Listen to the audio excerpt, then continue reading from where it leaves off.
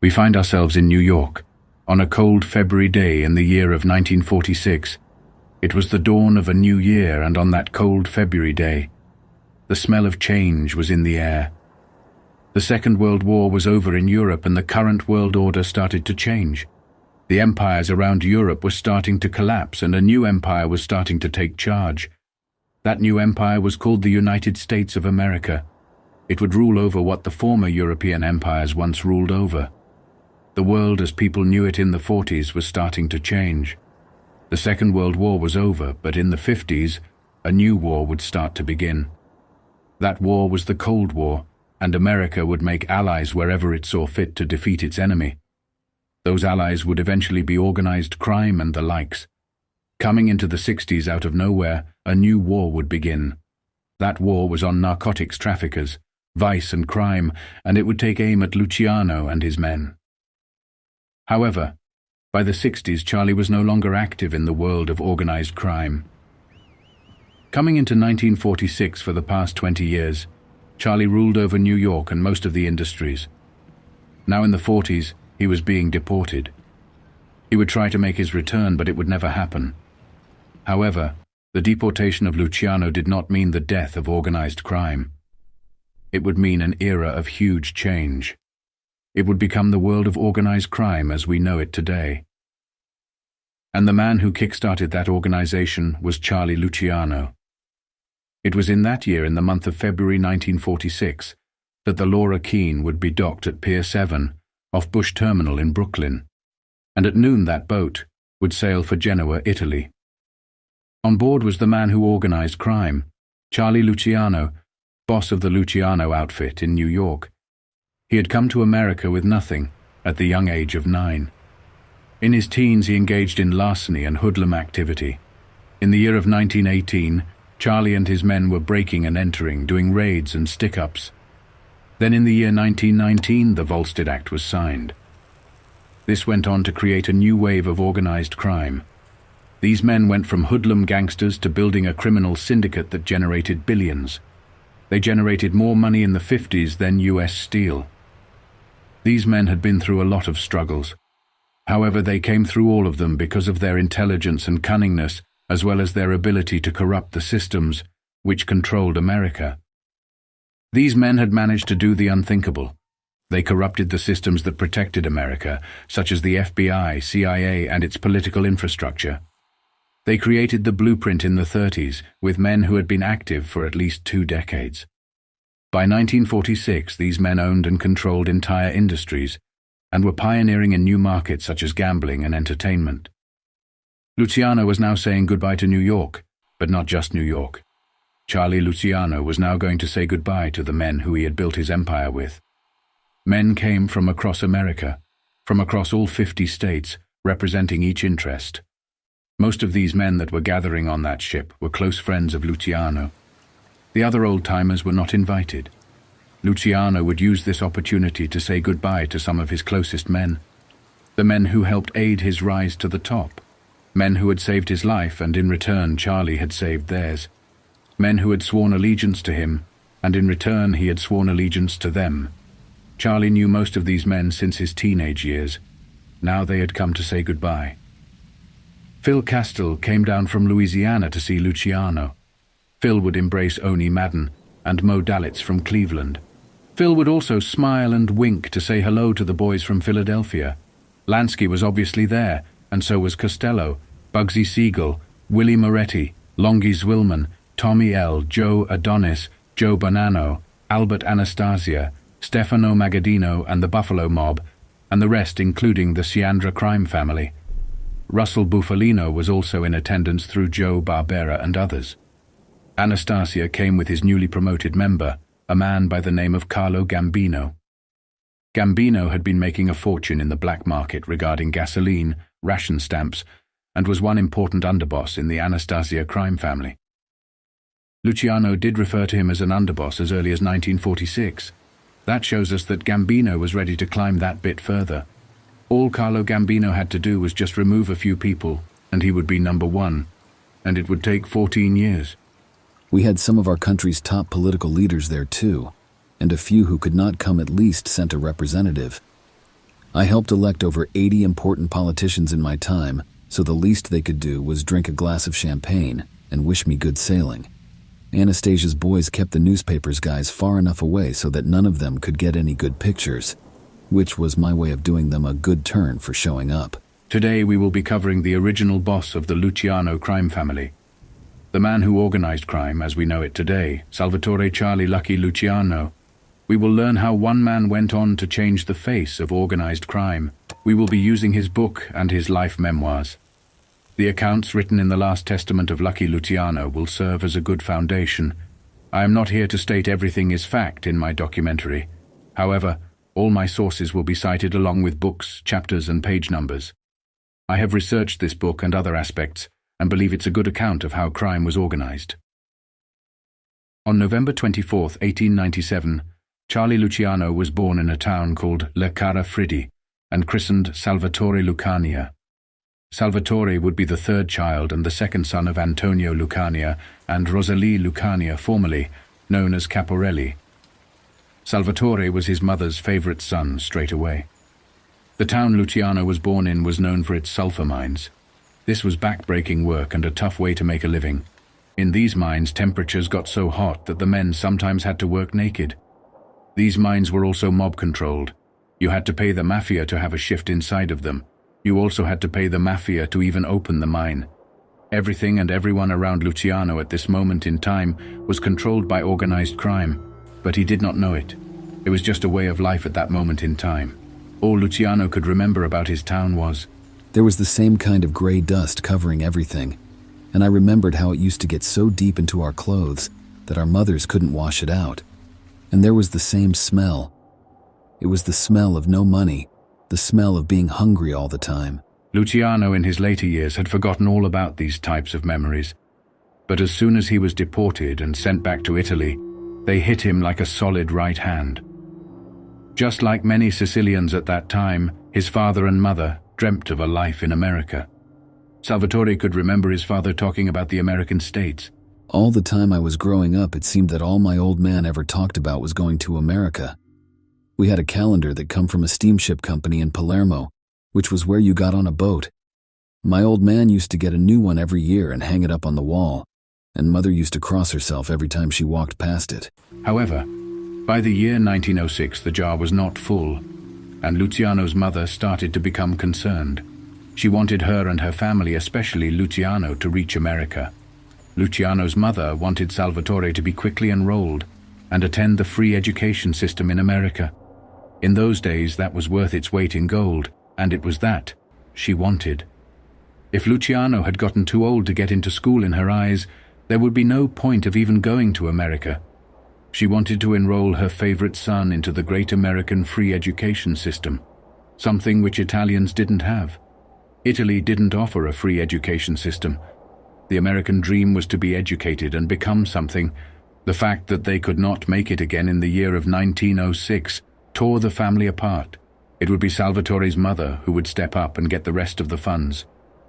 Charlie told the story of a relative who would go on to play a part in his future when he would be returned to his homeland in 1946. Charlie would mention a cousin on his mother's side. He said, there was a cousin in Lercara Friddi on my mother's side by the name of Rotolo. He had some money from some houses he rented out. My old man was too proud to ask him for a loan, so my mother went to see him in secret and set the whole thing up for Rotolo to hand him a bag of money with some money to spare. My old man didn't find out what my mother had done for more than a year, not until after we was in America. Then he just put the money aside and paid Rotolo back in less than 2 years. When Salvatore went on to rule New York, he would simply forget all about these types of connections. Charlie will leave Italy around 9 years old. But when Luciano returned to Italy in 1946, he was around 50. This man's son would welcome Luciano back to Italy. When Luciano saw him approaching, Luciano did not recognize him. More on that a little later. Rotolo was the one who also paid for Luciano's journey to America. It was this type of close-knit community in Italy, Sicily, that the family would go on to miss. When Charlie returned to Italy, it would be this man, Rotolo's son, and others who would help him. They would help Charlie get back on his feet and to relearn his ways back on Italian soil. That was a crucial aspect to Luciano, something that he would be eternally grateful for, simply because when a lot of other Italian men were deported back to Italy, they had lost all of their family members either during the war or due to immigration, so they were practically left alone, with no one to help them apart from Charlie Luciano. So, in April 1906, the family of Luciano left their village heading for America. When they arrive in New York, the family settled below 14th Street far east, near the river. His family had their setback, one being a huge language barrier. They were Italians and they never understood the customs of America. The amount of racism that was around was astonishing, and in 1906 Italians in New York were treated far worse. They were paid less than the black community. Luciano was now an immigrant in a foreign country and was right at the bottom of the bottom. It quickly dawned on them that they swapped a familiar poverty for one that was alien to them. Luciano's dad became a bricklayer. The pay was just a little higher than the one he received in Italy. However, the cost of living in New York was expensive, and they barely covered costs. The times they were in were tough, but the family expected things to be tough. Luciano's parents did not come into America for a good life for themselves. They came into America so that their children could get access to a free education system and make something of themselves. Salvatore's mother wanted to ensure that her son was enrolled into the education system. Charlie would recall his earliest memory, hearing his mother talk about the great American schools. As far as my mother was concerned, the best thing about America was the school. They were free. Back in Lercara Friddi, we had only Catholic school, and you had to pay to go to them. Once in America, the Lucianos even started to Americanize their names, so that Giuseppe became Joseph, Francesca became Fanny, Bartolo became Bart, and Salvatore refused to change his because he feared he may get a girl's name like Sal. Salvatore, his brothers and sisters would be enrolled into public school 10. Due to him not knowing the language, he had to sit in the back of the class. No effort was made to help him learn the language, he just simply had to learn on his own and catch up. He spoke about the experiences he had in that school. It wasn't easy to go to an American school and not know a goddamn word of English. Maybe, in my whole life, that was the worst time I ever experienced the first couple years at public school 10. Charlie at this time would have been about 9 years old. He was facing the same problems other children of immigrants were facing. They didn't understand the huge change around them. Some hungered for knowledge and strived through the struggles. Some just found this world too bewildering. They tried hard in school but ended up focusing on the streets. Charlie Luciano at that moment in time had come from a rough part of Italy. He had to grow up fast, so he was wise even at that young age.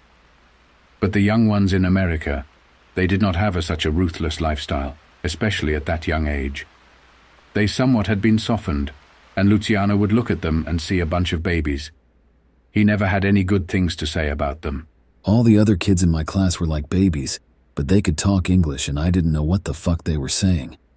Maybe that's why I fought so hard to get out of school, out into the streets where a lot of people spoke Sicilian Italian, and they knew what I was saying and I could understand them.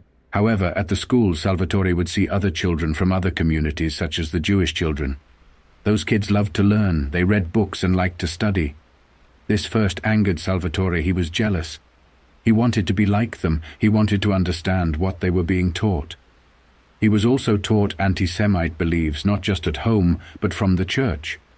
The more he watched children study, the more it would stay with him through the years, and unlike other Italians later in life, it drew him closer to the Jewish community. It would then go on to open a way to a new friendship. Charlie always thought of the Jewish community as having brains. They were smart, and if a strong friendship could be built, they could prove extraordinary allies. Times were tough and miserable. Thoughts even came to the Luciano family that they should just go back to Italy, as life in Italy was better than their new life in New York. But his father always stated, "We are never going back." His mother loved the schools and always thought Luciano would go far. When he started to fall out of favor with the school, it would break his mother's heart. Luciano, as a grown man, would look back at his childhood and would say one of the biggest mistakes he made was learning his English and grammar on the streets. Luciano always had poor grammar because of it. An exact quote from him was, "I picked up my English from the streets. That's the one thing I regret in my life more than anything else. that my grammar is lousy, and I don't have too many good words and I talk with a New York accent. Luciano at school was a mischievous kid. He was also very envious at the English-speaking kids, and in anger he always rebelled. He was sure he knew more than the old broads, and they had nothing new to teach him. He got out of school as soon as possible. As his father was working hard as a bricklayer, his mother was working hard like hundreds of other Italian women in the sewing machine factories. This was back-breaking work in sweaty, horrible and cramped conditions with tuberculosis in the air. This is not what the family left Italy for. Conditions were horrible, but his family needed the money. Luciano would watch his mother work these hours, cook and clean for the family. Later, historians portray Luciano's father as abusive to his wife. He was not. He loved her a lot and always helped any way he could. Both would stay together and never divorce. Another thing to know is Luciano's family always stayed legitimate. His brothers and his sisters never got involved in crime as well as his father or mother. The Luciano family at that moment in time was not a crime family. Luciano's family did not come to America for the sole purpose of committing crimes.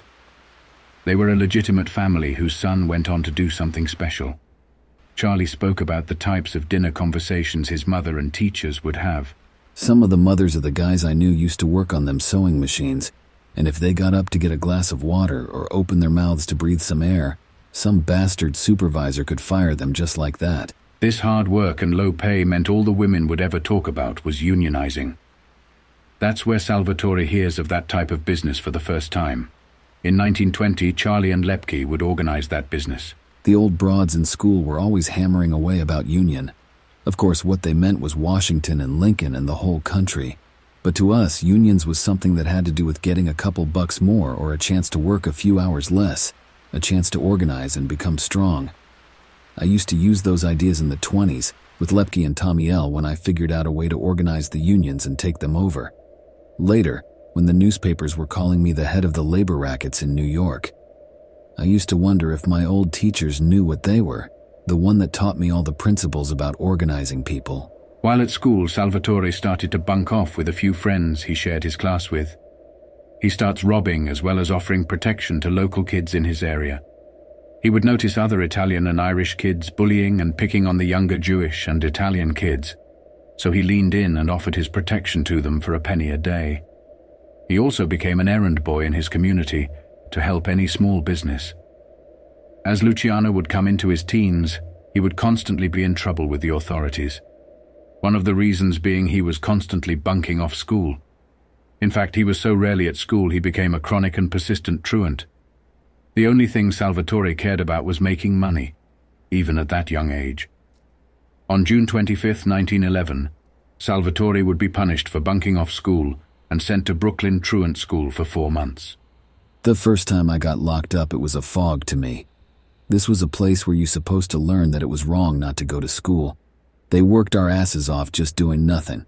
And what a kid learns in that place is how to steal better, or how to pick pockets, all that stuff. When I came out after 4 months, I knew school and me was through.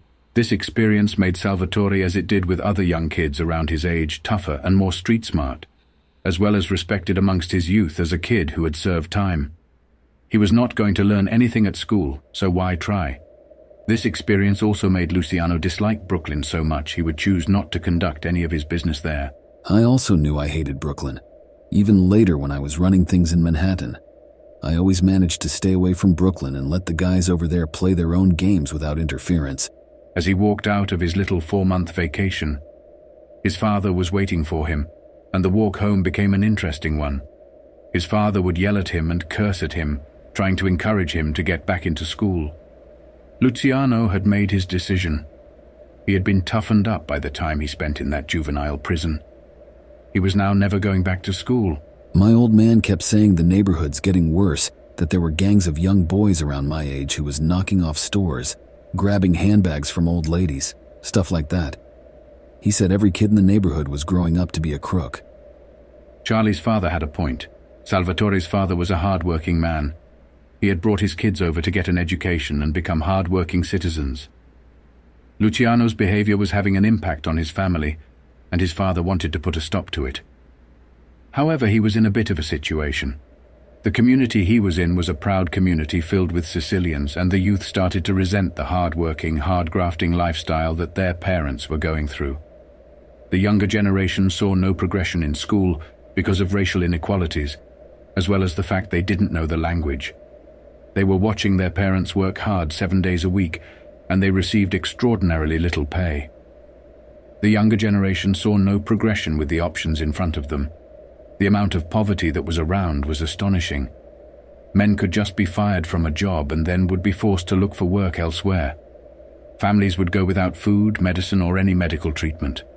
There were rats in practically every household. There were diseases everywhere. A family could lose the one member that brings the money in, and it will leave the family in destitute poverty. You would be extremely lucky to survive in these times. These immigrant communities, such as the Italian Sicilian communities, only survived because they had a community surrounding them that allowed them to come together during hard times and survive. They had a common understanding, a common knowledge, and a common respect for one another. These communities also had their own gangs, and people like Charlie Luciano started to look to the streets for solutions. They looked to the streets for inspiration, and what they saw was a community filled with gangsters and crooks. When I looked around the neighborhood, I found out that the kids weren't the only crooks. We were surrounded by crooks, and plenty of them was guys who were supposed to be legit, like the landlords and storekeepers and the politician and the police officers on the beat. All of them was stealing from somebody. And we had the real pros, the rich dons from the old country with the big black cars and mustaches to match. We used to make fun of them behind their backs, but our mothers and fathers was scared to death of them. The only thing is, we knew they was rich, and rich was what counted, because the rich got away with anything. One time we got a big prosciutto ham that was sent to us by a cousin in Lercara Friddi. We got all excited because it was the first ever package to come from back home. My old man got a hammer and opened up the crate, and there was this beautiful ham all wrapped up in burlap. We were ready to attack it then, but my mother says no. A prosciutto ham has to be hung for a while so that the air could get it and it wouldn't be too soft. The next day, a guy named Moliari knocked at our door after dinner. It was Tuesday, and he come to collect his dollar. He was a moneylender, the fat bastard, and he specialized in Sicilians. I think my old man borrowed some money from him to buy my sister a new bed, and he was about 3 or 4 weeks behind on the payment. So Moliari came up with 3 or 4 guys to come and take the bed. When he got a look at the ham hanging in the kitchen, the son of a bitch took it like it belonged to him and started to walk out. When he got to the door, he said to my mother something like, "I'll take this. You don't want your girls sleeping on the floor." Now Luciano had decided to make moves on the streets and become a hoodlum.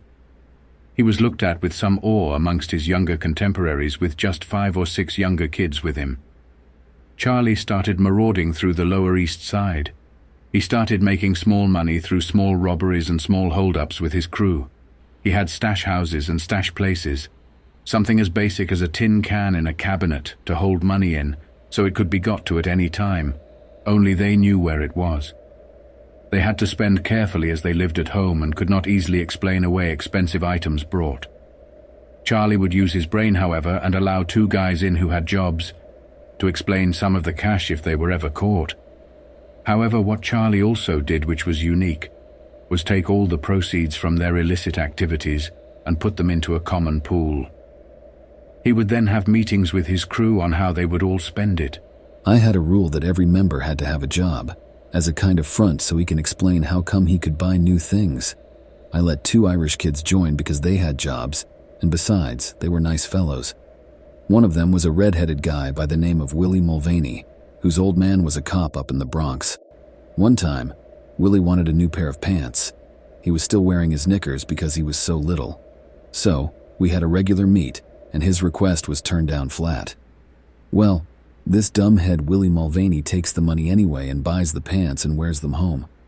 His old man, Mulvaney the cop, kept a book on every penny his son earned. When he found out that Mulvaney didn't steal the pants from the store but actually paid for them, the shit hit the fan. There were 15 kids in my gang in that time, and we all got hauled to the police station on 14th Street. It was like a circus. Our mothers and fathers, all our relatives were trying to talk at the same time, trying to explain to the sergeant that we were good boys who wouldn't do anything wrong. Everybody, that is, but my old man. He beat the crap out of me right there in the police station. Luciano was starting to get too rich for his community. He needed to move out of it and conduct business where he would not be noticed as much. He was aware of other older Italian criminal societies brought over from the old country that were around him. So he looked outside his community. He would look north. In Manhattan was East Harlem. In that community was another poor Italian Sicilian ghetto. Other gangs had their own monopoly and controlled those areas. So, Salvatore didn't bother. But in between was the rest of the island of Manhattan. That's where Luciano started making his moves. As Charlie started to look around north of 14th Street, he started to perceive how the people lived and what possessions they had. He now started to have a different inspiration from the streets. Charlie would see the big, beautiful houses with big gardens. He saw a little bit of how the rich society lived. He saw some form of inspiration. He now was inspired to chase those material possessions and get that lifestyle his own way. This move would be crucial to Charlie, and it would help him climb up the ladder. The district he moved into also had its own crooks and gangsters.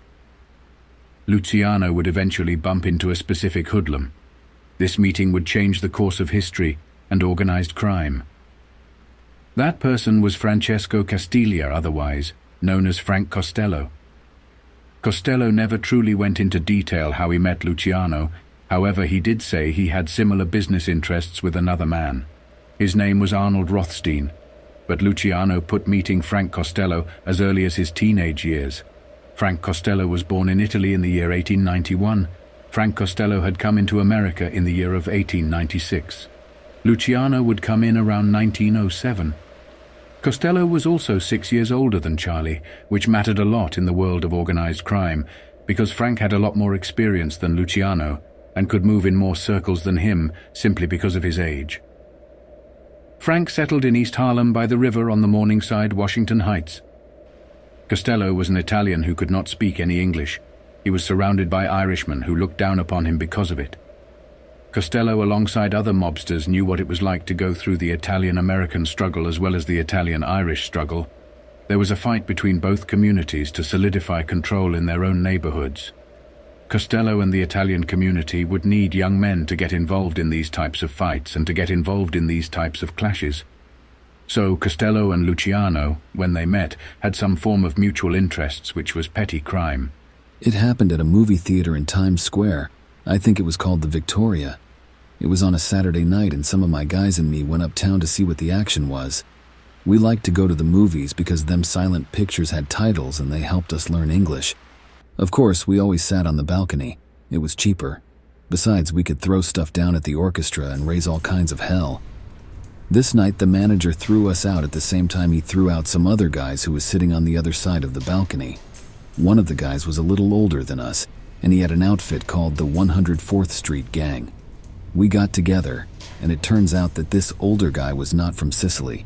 He was a Calabrian from Cosenso. His name was Francesco Castiglia. Later on, he got famous under the name Frank Costello. The beginning of Frank Costello's story was the same as Luciano's. His family had suffered huge poverty. His father was a hard-working man and had little to show for it. In fact, the poverty in Frank's life when he was young was so bad, he would simply walk the streets till the sun came up, rather than stay at home and see his family struggle.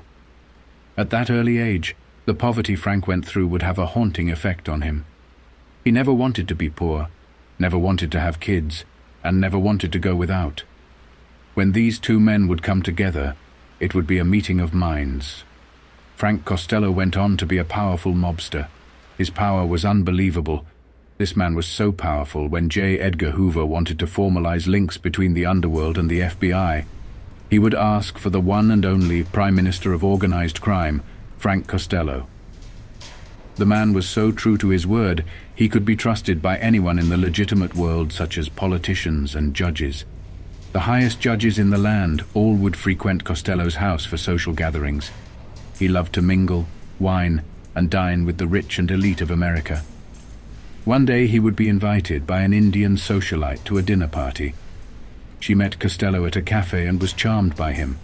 Costello agrees to attend. However, on the night of the gathering, she informed her guests about the man who would be attending, the man who they all read about in the newspapers. as the Prime Minister of Organized Crime in the US. One guest was so angered, he threatened to leave just as Costello was walking to the door. The Indian socialite goes to the door, and as she is welcoming Costello, she informs him of the frosty reception she got when she mentioned his name. Costello did not flinch. He smiled and asked her, "Who gave the coldest reception?" She informed him of the man that was angry. Costello smiles, walks over to the gentleman, and greets him warmly, and asks what he does for a living. The man says he works on Wall Street. Costello smiles, and replies, "Well, we both gamble with other people's money then." The stockbroker laughed, and the evening went smoothly after that. When the evening ended, the stockbroker became close friends with Costello and even managed his money on Wall Street. Frank would go on to become a powerful corruption machine. He knew what people wanted. He always said to Luciano, "Politicians are the greediest men in America. No amount of fame, money, or whores are enough." Both men saw enormous potential in each other. Costello would teach Luciano valuable lessons such as operating in certain activities. Luciano stated that for the first time after having a few conversations with Costello, he knew that intelligence was not just reserved for the Jewish community. Together both men started to have a common understanding, and both would have the perception that if they teamed up, they could do a lot together. Frank Costello would go on to be a powerhouse in organized crime. The first time I heard him talk, I had to lean over to hear him because his voice was very husky, like he had a cold. A lot of Italian kids talk like that. Their mothers wanted the best for them, and they thought the best was to get their tonsils and adenoids out the first time the kid's nose started to run. A lot of times, the doctor wasn't so good, or the knife slipped, and the kid always talked like he had a permanent sore throat after that. That's what happened to Frank. Frank Costello, even at that age, had a reputation of a shooter. Frank was a very tough individual who was known to always carry a .38, something he would later come to regret. It would have been 1914 at this time. Luciano was now 17 years old, bringing in small money through his illicit activities. Once the expenses and the payoffs were made, whatever the profits of the crimes would go into a pot.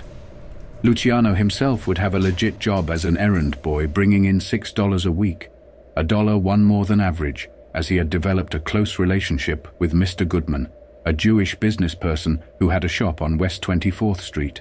It's a little hard to explain that $1 a week more could make such a difference, but that was around 1914, and $1 was a fortune. With my guys, that extra buck made me important, and I kind of liked the feeling.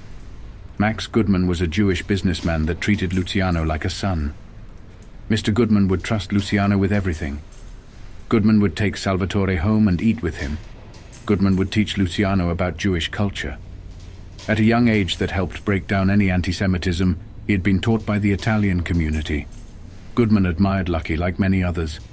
Goodman liked the fact Luciano wanted to be better than what he already was. As well as his warmth, openness, almost naive ambition, he could be ingeniously eager to please and emulate a thirst for knowledge.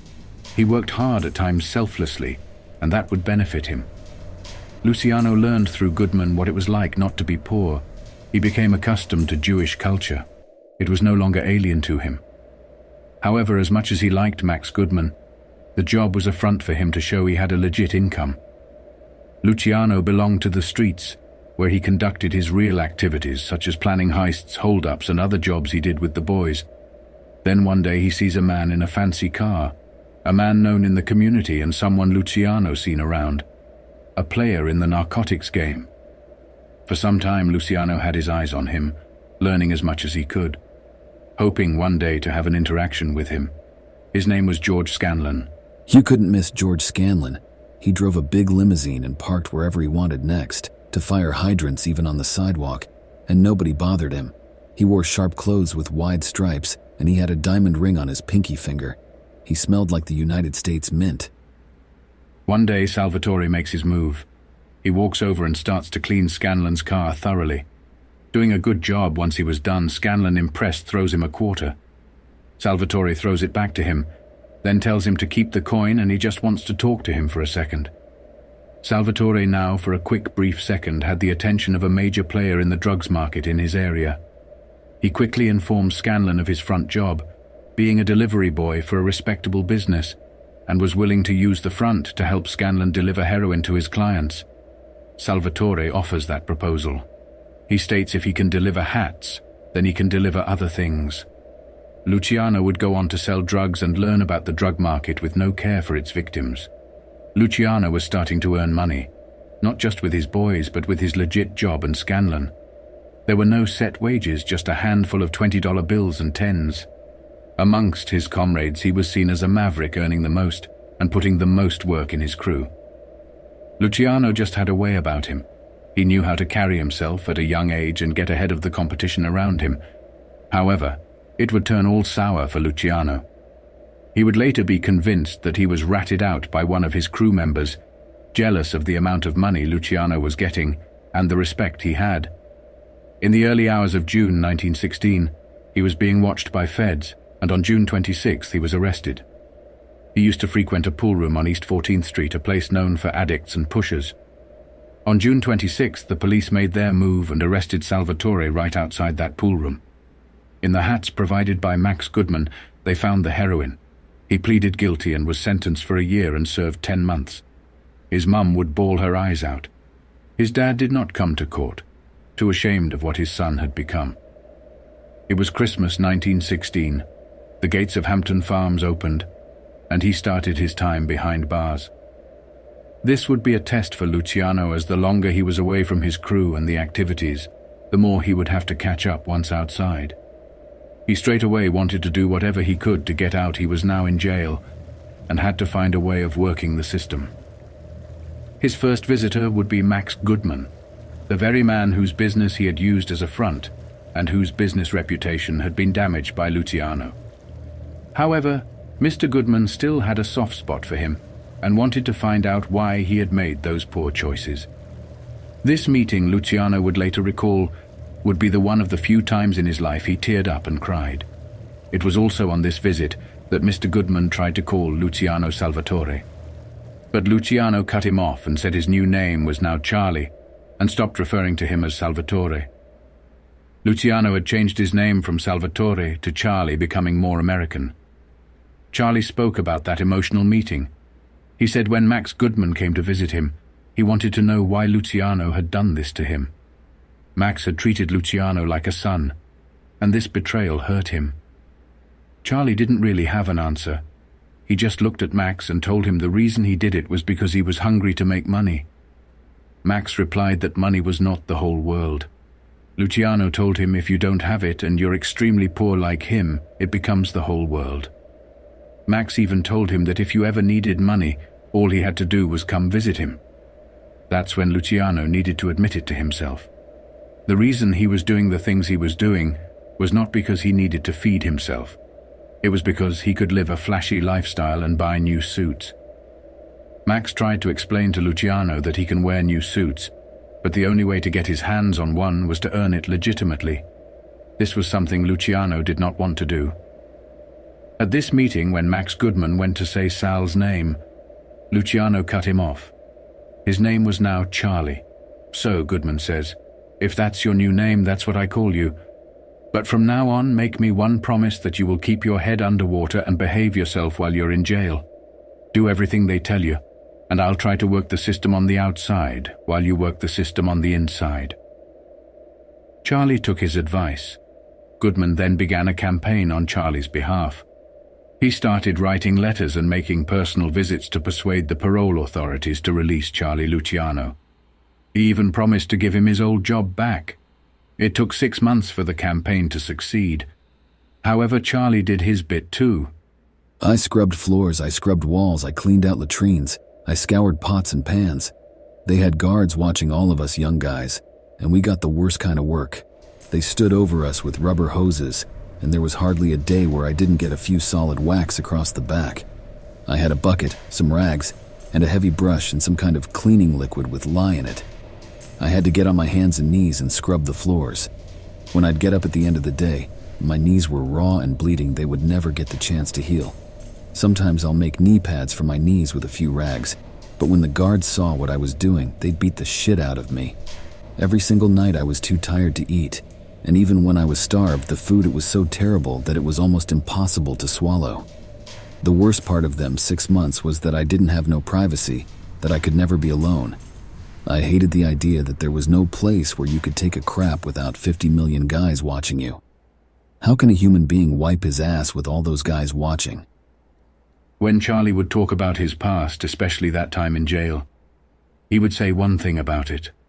A movie he once saw with a character he would relate to called Oliver Twist. I seen a movie called Oliver Twist. It was written by some English guy by the name Charles Dickens, and the young kid in that picture reminded me of myself, because they used to knock this little bastard around in the picture the way they did to me at Hampton Farms. Christmas 1916. Charlie is released from Hampton Farms. His siblings tried to make him go straight. He tried but realized the crumbs he was earning was nothing. With those crumbs he was never going to make his family well off or make it in the houses he seen in Manhattan.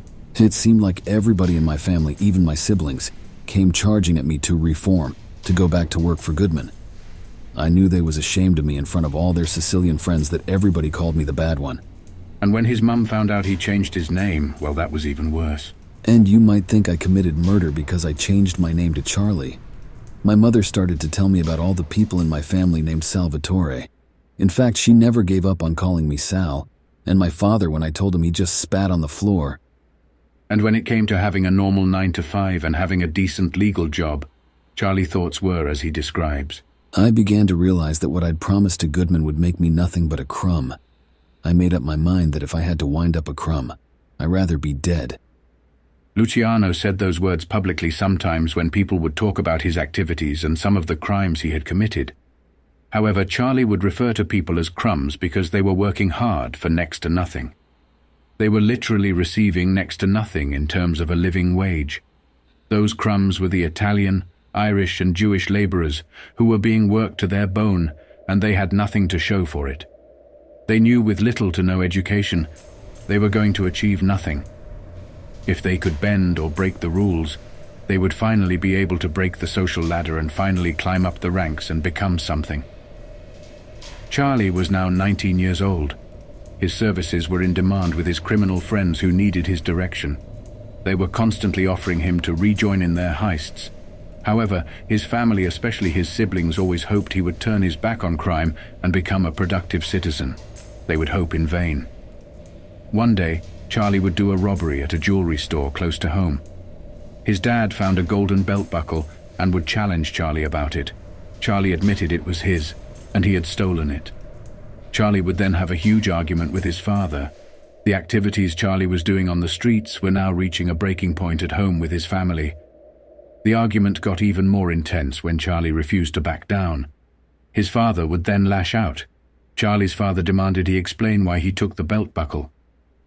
With no fear or hesitation in his heart, Charlie replied, "I wanted it, so I took it." Now that Charlie was certain within himself, he was a gangster. There was no need to hide it from his family. They had to accept it, however. His father beat him and then ordered him to leave. Before this happened, his father had struck him with a belt. This would leave a small scar on his face. That scar did not come from the streets, it came from his father. His words to his mum were, "So long, Mum, I'm leaving." Age 19. Charlie leaves his family home. He moves into a cold water flat in the West 20s with a friend by the name of Frankie Coppola. In the beginning, it was like a palace to us because it was our joint, the first time we lived away from home. The biggest thing for us was that now we had a place to bring broads, and we didn't have to do those quickies in the whorehouses. Frankie and I would toss a coin to use the place for the night while the other guy went for a walk. Sometimes we didn't stay out long enough and we walk in on each other. At a young age, he wasn't after love. He was more focused on the money. I wasn't the kind of guy who was looking for romance. There were too many things I wanted to do. Charlie did suffer his setbacks. It was a learning process that was starting to get a bit too slow for Charlie. There were mistakes made by his crew. Charlie knew he had to improve the quality of criminals with whom he was associating. To move up, he had to be closer with people who were his age but smarter than him and shared his vision. The thing that made me realize that I was still going nowhere happened one night when our gang did a job down at the Battery. One of the guys, Willie Tiapi, had cased a warehouse near the fish market where the whole shipload of canned anchovies came in. Italians love anchovies, and these was the best quality. We set the whole thing up. We had a wholesaler who was willing to fence the stuff at half price, which would have meant over $2,000 for us. The only thing, Willie didn't case the job too good. He didn't know they had 2 night watchmen on weekends instead of 1. Frankie Coppola got caught. The rest of us got away. It was Frankie's first offense, so he got off with the prohibition on condition that he lived with his folks and go back to school. That's what he did. He learned how to be a cabinet maker and he stayed straight. Some men would drop out. Some men stayed loyal and stuck it out with Charlie. Things would get tougher, these men, especially when they had a lot of guys in their gang, and they never had a lot of jobs to do. It meant a lot of the times these guys had no money. However, things were not over with his family. His father, mother, as well his siblings would keep at him, hoping to make him change his mind. Charlie was stubborn and would persist in his ways. Max Goodman would also make his efforts with Charlie, however they were of no use. Charlie now belonged to the streets, and he was certain he was going to make something of himself. After several weeks, Charlie returned home to have dinner with his family. He was Sicilian. He could not turn his back on his siblings as well as his mother. But that dinner did not go to plan. There would be a huge bust-up. Charlie Luciano's mother kept telling him to get out of crime. Instead of being polite, Charlie Luciano committed a mortal Sicilian sin. He told his mother to shut up, which angered his father. Charlie was wearing a brand new suit with brand new shoes and a brand new tie. When he arrived home, it was like the scene out of Goodfellas when Henry's mother opened the door and saw her son dressed like a mobster. It was an expensive suit. Luciano had to commit a lot of crimes to buy. He was eating a bowl of spaghetti. His father would pick up that bowl and flip it all over his new suit. Luciano stated he wanted to hit his father there and then, but that was not allowed in Sicilian culture. He just looked at his father squarely in his eyes, furious. He then stood up, wiped spaghetti off his clothes, and walked out of that house. He would only come back when his father was not at home, and he stated for the next couple of weeks he could not get those stains out of that suit. Charlie now had his own place where he could come and go as he pleased. Some of his crew did suffer a setback. Frank Castiglia, otherwise known as Frank Costello, had done a sentence for gun possession.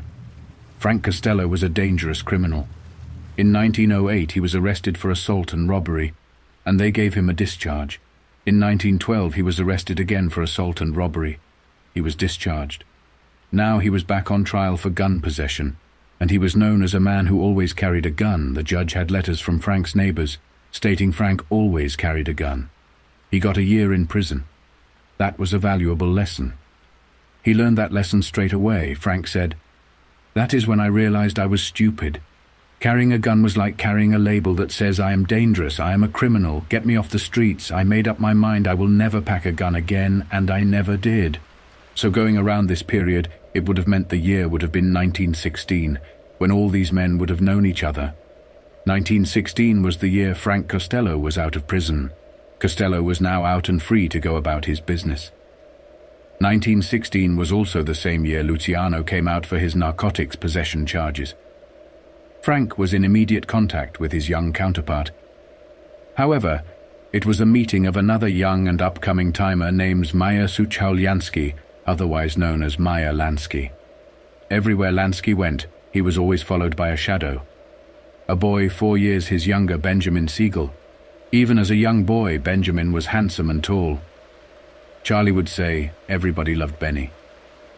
One day a couple of kids were playing a street game and a fight broke out. As the fight heated up, the police was called, and in the distance you could hear police whistles getting louder as the officers were getting closer. A young kid gets really angry and reaches for his gun. He didn't hear the police whistles, he was getting ready to aim and shoot. Luckily for him, another older kid sees what he is doing. He reaches over and slaps that weapon out his hand. The older kid then grabs the younger, and they both make a run for it. That young kid is now real angry he lost his money and his gun. His name was Benjamin Siegel. The kid who saved him was Maya Lansky. A friendship is born where Maya takes this younger kid, and they become really close. He would be the youngest crew member in Luciano's outfit. Benjamin Siegel, Maya Lansky, and Jake would go on to shape mafia history. Benjamin would shoot and kill Masseria. Another Jewish hit team with Red Levine took out Maranzano, Both hits Benjamin wanted to do. He only got to do one, and that was Masseria. Maya was one fearless individual. He was a legend. The first thing Maya did when he came to America was get enrolled into a free public library. He was a gangster in the streets and in the boardroom. Costello, by the age of 26, had flipped a company from $3,000 to making over $100,000. I first saw Lansky and Siegel long before I left home, when I used to grab pennies from the little Jewish kids for protection. I remember when I made Lansky the usual proposition. I was about a head taller than this midget, but he looked up at me without blinking an eye, with nothing but guts showing in his face, and he said, "Fuck you." Well, I started to laugh and patted him on the shoulder and said, "Okay, you got your protection for free." He just pulled away and yelled, "Shove your protection up your ass, I don't need it." Believe me, I found out he didn't need it. Next to Benny Siegel, Meyer Lansky was the toughest guy, pound for pound, I ever knew in my whole life, and that takes in Albert Anastasia, or any of them hoodlums in Brooklyn, or anybody can think of. You have to say that is one hell of a compliment coming from Lucky Luciano. It cannot be understated. It goes to show just how Meyer was able to move around in his younger days. He was short, but height did not matter. Meyer Lansky. The Jewish Don, in my opinion, was one of the most important figures in the world of organized crime. More books are written about him than any other Prohibition gangster. A maths genius, and Luciano's very own adding machine, a lot of false stories are out there about Meyer and his wealth, his power, and most important of all, what he knew about all the finances of some of the biggest organized crime figures in the world. He managed their finances. Meyer handled the books for a lot of important gangsters. However, it all started when Luciano went to Dannemora prison. Before he was sentenced, he handed over all the responsibilities of his finances to one man, Meyer Lansky. Lansky never robbed a dollar. When Luciano was released in 1946, Meyer handed him all his money back. It was not much. A huge chunk had been spent on bribing people like Tom Dewey, the very man who jailed him, and paying his lawyers. But his freedom was worth it. From then on, the Italian mobsters knew Meyer was to be trusted. Another misconception is that Luciano was close to Meyer. He was close, but not as close as others. When Prohibition ended, Meyer moved to Havana and started the Malaska Cooperation. Luciano, before he was jailed, started to see the shift. Meyer Lansky's actual best and close friend was an Italian by the name of Vincent Jimmy Blue Eyes and George Raft, as well as the now famous Russell McGee Bufalino.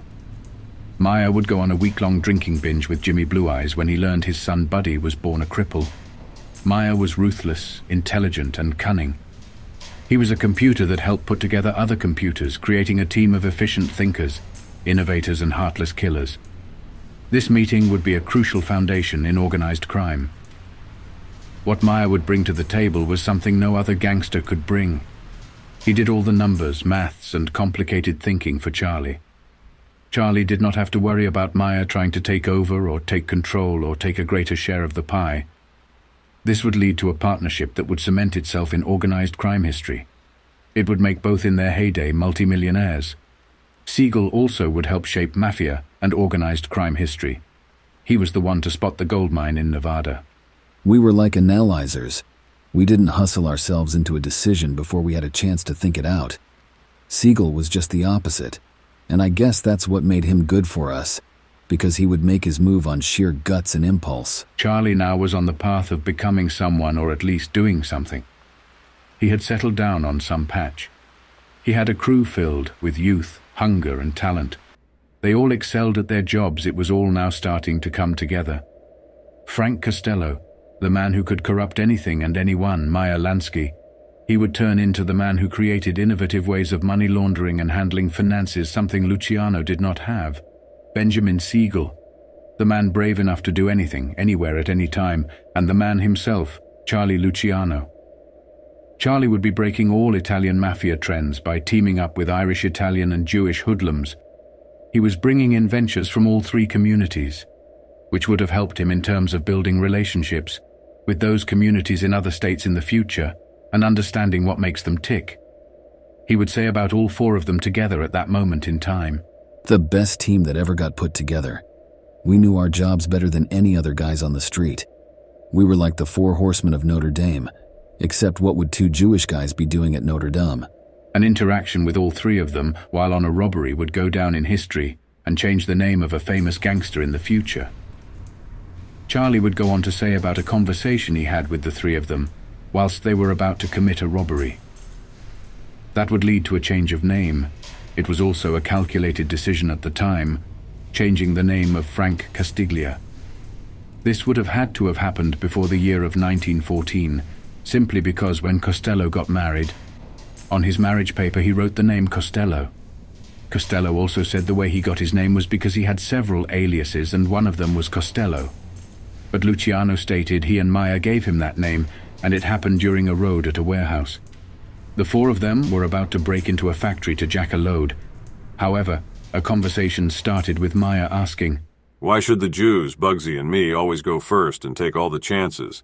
Then everything gets split down the middle. We've got two Italians, so why don't you two take the same chances?" What do you mean, two Italians? We're one Wop, one Mick, and two Jews, just like in the neighborhood. Mayer just stared at me. What are you talking about? One Wop and one Mick? Where's the Mick? He's Irish. You know, Frank Costello. That's how Frank Costello got his name. I remember we told this story so many times later on that lots of guys would sometimes call Costello, "Hey Irish." And of course, when we got up to our ears in New York politics, it didn't hurt at all that we had an Italian guy with us with an Irish name like Costello. The team was pretty much about built. The three of them would learn from their mistakes and perfect each crime they committed. Their thefts, stick-ups, and robberies grew bigger.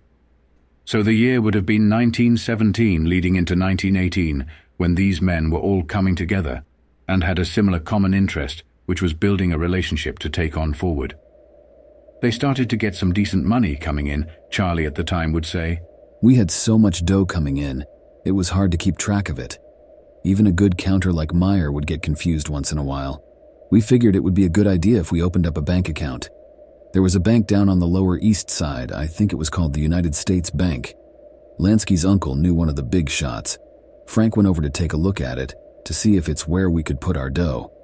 While he was looking it over, he couldn't help but kind of case the joint out a little bit, and he sees one guard, an old man who had to be 104. Frank went to check out the bank and decided it would be a good place to rob. So instead of depositing the cash, they just walked in, masked up, and robbed the place. A couple of weeks later, instead of putting their money into the place, they took her over $8,000. These guys in their younger days were simply bank robbers, breaking into apartments, breaking into factories, and committing raids. It was all small-time stuff, but a certain law would change and go on to change these men. It would create a powerful criminal syndicate. Charlie Luciano, Benjamin Siegel, Meyer Lansky, and Frank Costello would go on to be the founding fathers of organized crime in America. One would be the man who organized crime, which would be Charlie Luciano. The other one would be called the Prime Minister of Organized Crime, which would be Frank Costello. And the other one would be dubbed the Mathematician of Organized Crime. The Mafia's accountant would be Meyer Lansky. All three men together would go on to change the course of history. The amount of money these men generated in America's #1 city and its most powerful state, New York, was insane. By taking chances like robbing banks and the likes, in 1918 Charlie would think about the odds of him just getting killed in a shootout. Charlie accepted those odds. However, times had now slowly changed. In the background, the war drums had been beating. The First World War was happening, and America now found itself involved, helping the British. America was now gearing up for World War I. Charlie was in trouble of a call-up. Lansky and Siegel were too young. Costello's throat issues meant he was unfit. Charlie, on the other hand, was due to get a visit from Uncle Sam. It was crucial for Charlie Luciano to stay out of the war. A lot of men would be called up and hundreds of thousands of them would die. That would leave a huge gap in the employment market, and that market was a need for gangsters. If Charlie got drafted up, he would have either been killed or probably been out of action for so long when he came back to America, and most of the action would have been taken up by other established gangsters. Charlie was looking for a way out. Immediately, his thoughts were, I wasn't afraid that if I went to war I'd get killed or nothing like that. But I knew goddamn well that if I went to Europe, by the time I got home it would be the end of me when it come to my outfit. So, The war in Europe came at a bad time. For the first time, things was going great for me, and my gang needed me a hell of a lot more than Uncle Sam. So we had a meet to figure out how to fix my draft status. And from this situation alone, a moment would be etched into the history of Charlie Luciano and would be repeated forever on how exactly Charlie Luciano caught the clap. Charlie would clear it all up on how exactly he got the STD. He would also clear up the rumors that surfaced afterwards. It was Siegel who started it off by making an offhanded remark, but with a serious tone. Siegel said the only way they're going to give up Charlie Luciano to Uncle Sam if the government hand them General Pershing. Everybody thought that was a great joke, but when Siegel started calling me Blackjack Luciano, I stopped them jokes. But it was Siegel who come up with the idea that keeps me out of the army. He was just a punk kid, not even 14, but he knew more about broads than the rest of us put together. Benjamin then went on to crack another joke. However, it was taken seriously by some of the men at that table. He said the only way we can keep Luciano out of the army's hands is if we give him a good dose of the clap. Everyone burst out laughing, but a select few thought that was a good idea. I looked at them like they were out of their minds and told them the idea was out. But Frank Costello assured me that with a family-friendly doctor, a case of the clap could be a breeze, and that he could keep the cure going until the war was over. And then Lansky, the mathematical wizard, says, I got 5-2, the war won't last more than a year. I was outvoted 3-1. Luciano played it cool. He knew there were still some things that needed to be sorted out, such as where was he going to catch the clap, and from who. Little did he know Bugsy already had that covered. Siegel informed him of a brothel and a house which was on 16th Street, 2nd Avenue. Complaining, moaning, and fighting did not do no good for Luciano. He knew he had to go through with it to keep his position in his outfit. So, he went to the house Benjamin had told him about and met up with Nora. Charlie would go through with the deed. However, this intervention meant Charlie was out of action in the bedroom for a while, but could keep his activities on the streets going. His empire grew. By November 1918, the gang had reached 20 members. Ranging over the downtown area of Manhattan, where Luciano, Siegel, and Lansky had grown up and still lived, over East Harlem reigned Costello and the wealth in between. It was good times, but nothing major was happening. They hit small banks, warehouses, storage facilities, and any place where there was loose money or loose goods that could be fenced. Siegel was always out front. He was the man who took all the risks. They would send him into a posh jewelry store and have him case the joint out. He would act as if he was looking for a piece of jewelry for his mum, girlfriend, or sister. Once it was cased, the boys knew where to hit and where the jewels were kept. This made them efficient, and they would not hold on to goods for long.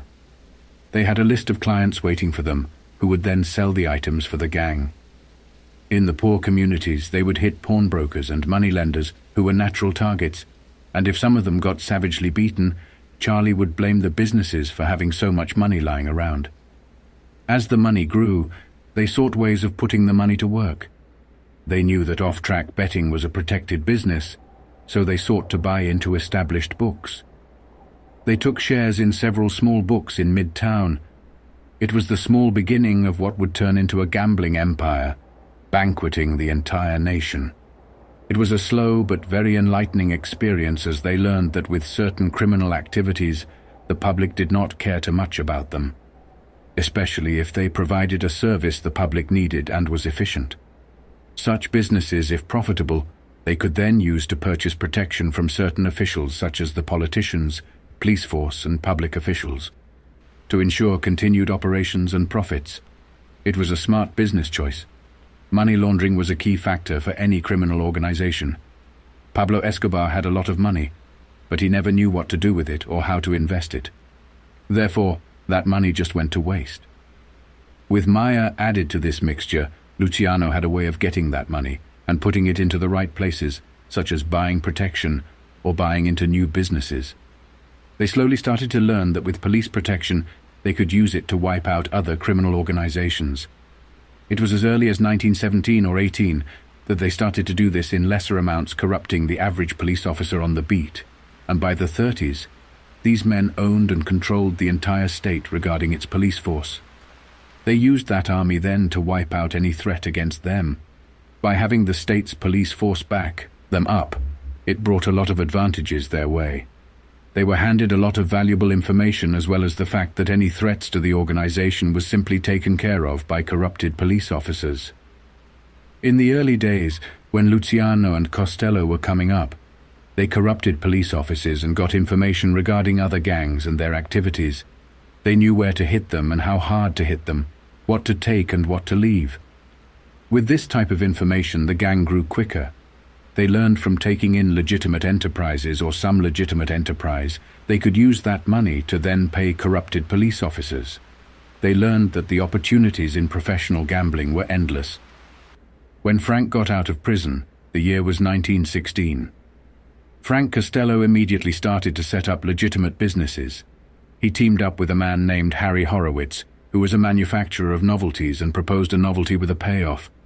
Basically some form of gambling, but it was passed off as just fun games. They both formed a company with an investment of $3,000. Most of it was put up by Horowitz to manufacture Cupid dolls and other items. But Frank was not going to become a toy salesman. He quickly took their business and pushed it into a new direction. The company's name was the Horowitz Novelty Company. And they started to manufacture punchboards, gambling devices, much in favor in those days. The dolls were one of the prizes. Frank, at this moment in time with that company alone, was turning over $100,000. He was more than just an Italian immigrant, and he was one clever businessman. It's also worth pointing out, Luciano says in his organization, they were raking in a lot of dough, and in around 1916 to 1919, they started to make a move into small bookmaking operations. This was one of the ways they went about doing it. They needed not to look far regarding seeing the successes of gambling, as the perfect example was in front of them, and his name was Arnold Rothstein. Ever since we were kids, we always knew that people could be brought. It was only a question of who did this buying and for how much. After all, we saw it everywhere around us, from the police officer on the beat to the captain of the police precinct, from the ward healer to some top politician. We knew most of them guys had their hands out. It was Frank Costello, a little bit later, who really opened the door to the whole business of buying influence and protection. He had the style and class of a guy twice his age, and with that Irish-Italian name we hung on him, he was able to move in all circles. That's when we set up a private bank, not a real bank. We called it our Buy Money Bank. It started with $5,000, and the pot was turned over to Costello to use any way he saw fit. This is what modern-day companies call today a political fund.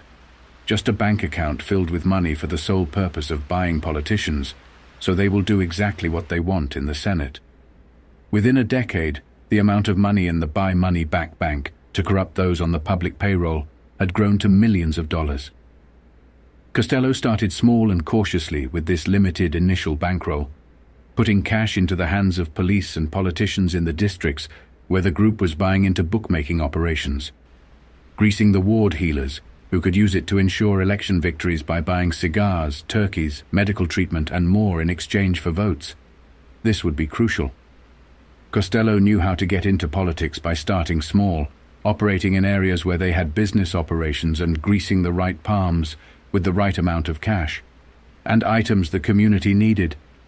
They learned how to make certain people who were in public office look good. To have some insight on how this would then help the world of organized crime is Frank Costello, who went on to be close with another gentleman called Bumpy Johnson. Bumpy Johnson was in control of the poorer black communities. He would do the same thing. He would go into poor communities and open the back of a van and hand out free turkeys and items the community needed, such as baby diapers. This would be done during crucial times for the community, such as during times of elections. A great scene in the movie American Gangster, you see Frank Lucas, a character played by Denzel Washington, open the back of a van and hand out free turkeys. This was done because he copied Bumpy Johnson, who copied the Italians. It was a way of softening their own image and making sure their politicians were there for the right picture opportunities to be taken. Those pictures would then be printed in the papers and handed out throughout the local community. They supplied the communities with medical equipment, turkeys, and more. This was crucial as it allowed them to operate and slowly climb the political ladder. They were now starting their own political corruption empire brick by brick, starting small and combining forces to make it all wrap the entire country. Then, in early 1919, a new world starts to creak open slowly for the world of organized crime. It was the possibility that the 18th Amendment to the Constitution of the United States was ratified, and in about a year it would become law. It banned the general manufacture, sale and transportation of intoxicating liquors and beers. On October 27, President Woodrow Wilson passed the Volstead Act, and it was at that sign of a pen in which he would go on to create one of the world's most powerful criminal organizations. He would go on to create the modern-day Italian-American mafia. However, it is important to stress, Charlie Luciano did not want to call his outfit a mafia. He always called his crew, his men, an outfit, just like Capone in Chicago. It was the word these guys used, moving away from the old days of the Black Hand Mafia to the new days of the outfit, rather than a mafia. A mafia was in Italy. What Luciano wanted to create was a modern-day outfit. He would even change some of the customs, which I will explain later. However, other mafia-like structures did exist within America, such as Florida, who was ruled by the Santo Trafficante family. That was a typical mafia family who had ruled over Florida since the 1900s. The Louisiana Mafia was the definition of a Sicilian mafia ruled over by Silver Dollar Sam, and again they ruled Louisiana since the 1900s. So old Italian Sicilian mafia families were active. However, when Luciano organized New York, it then brought in those families. They followed the National Commission. However, in their own territories, they were allowed to do exactly as they wanted. This is a crucial aspect to understand. Luciano was the head of the Luciano crime family, and the rest were the heads of theirs. He would even state this later to clarify certain issues. He was not the one that oversaw everything. He was not even the one who had the final rule over the commission. The commission ruled as a whole, and his vote counted as the same as the one who had the least amount of territory. Luciano himself wanted to break away from the old ways.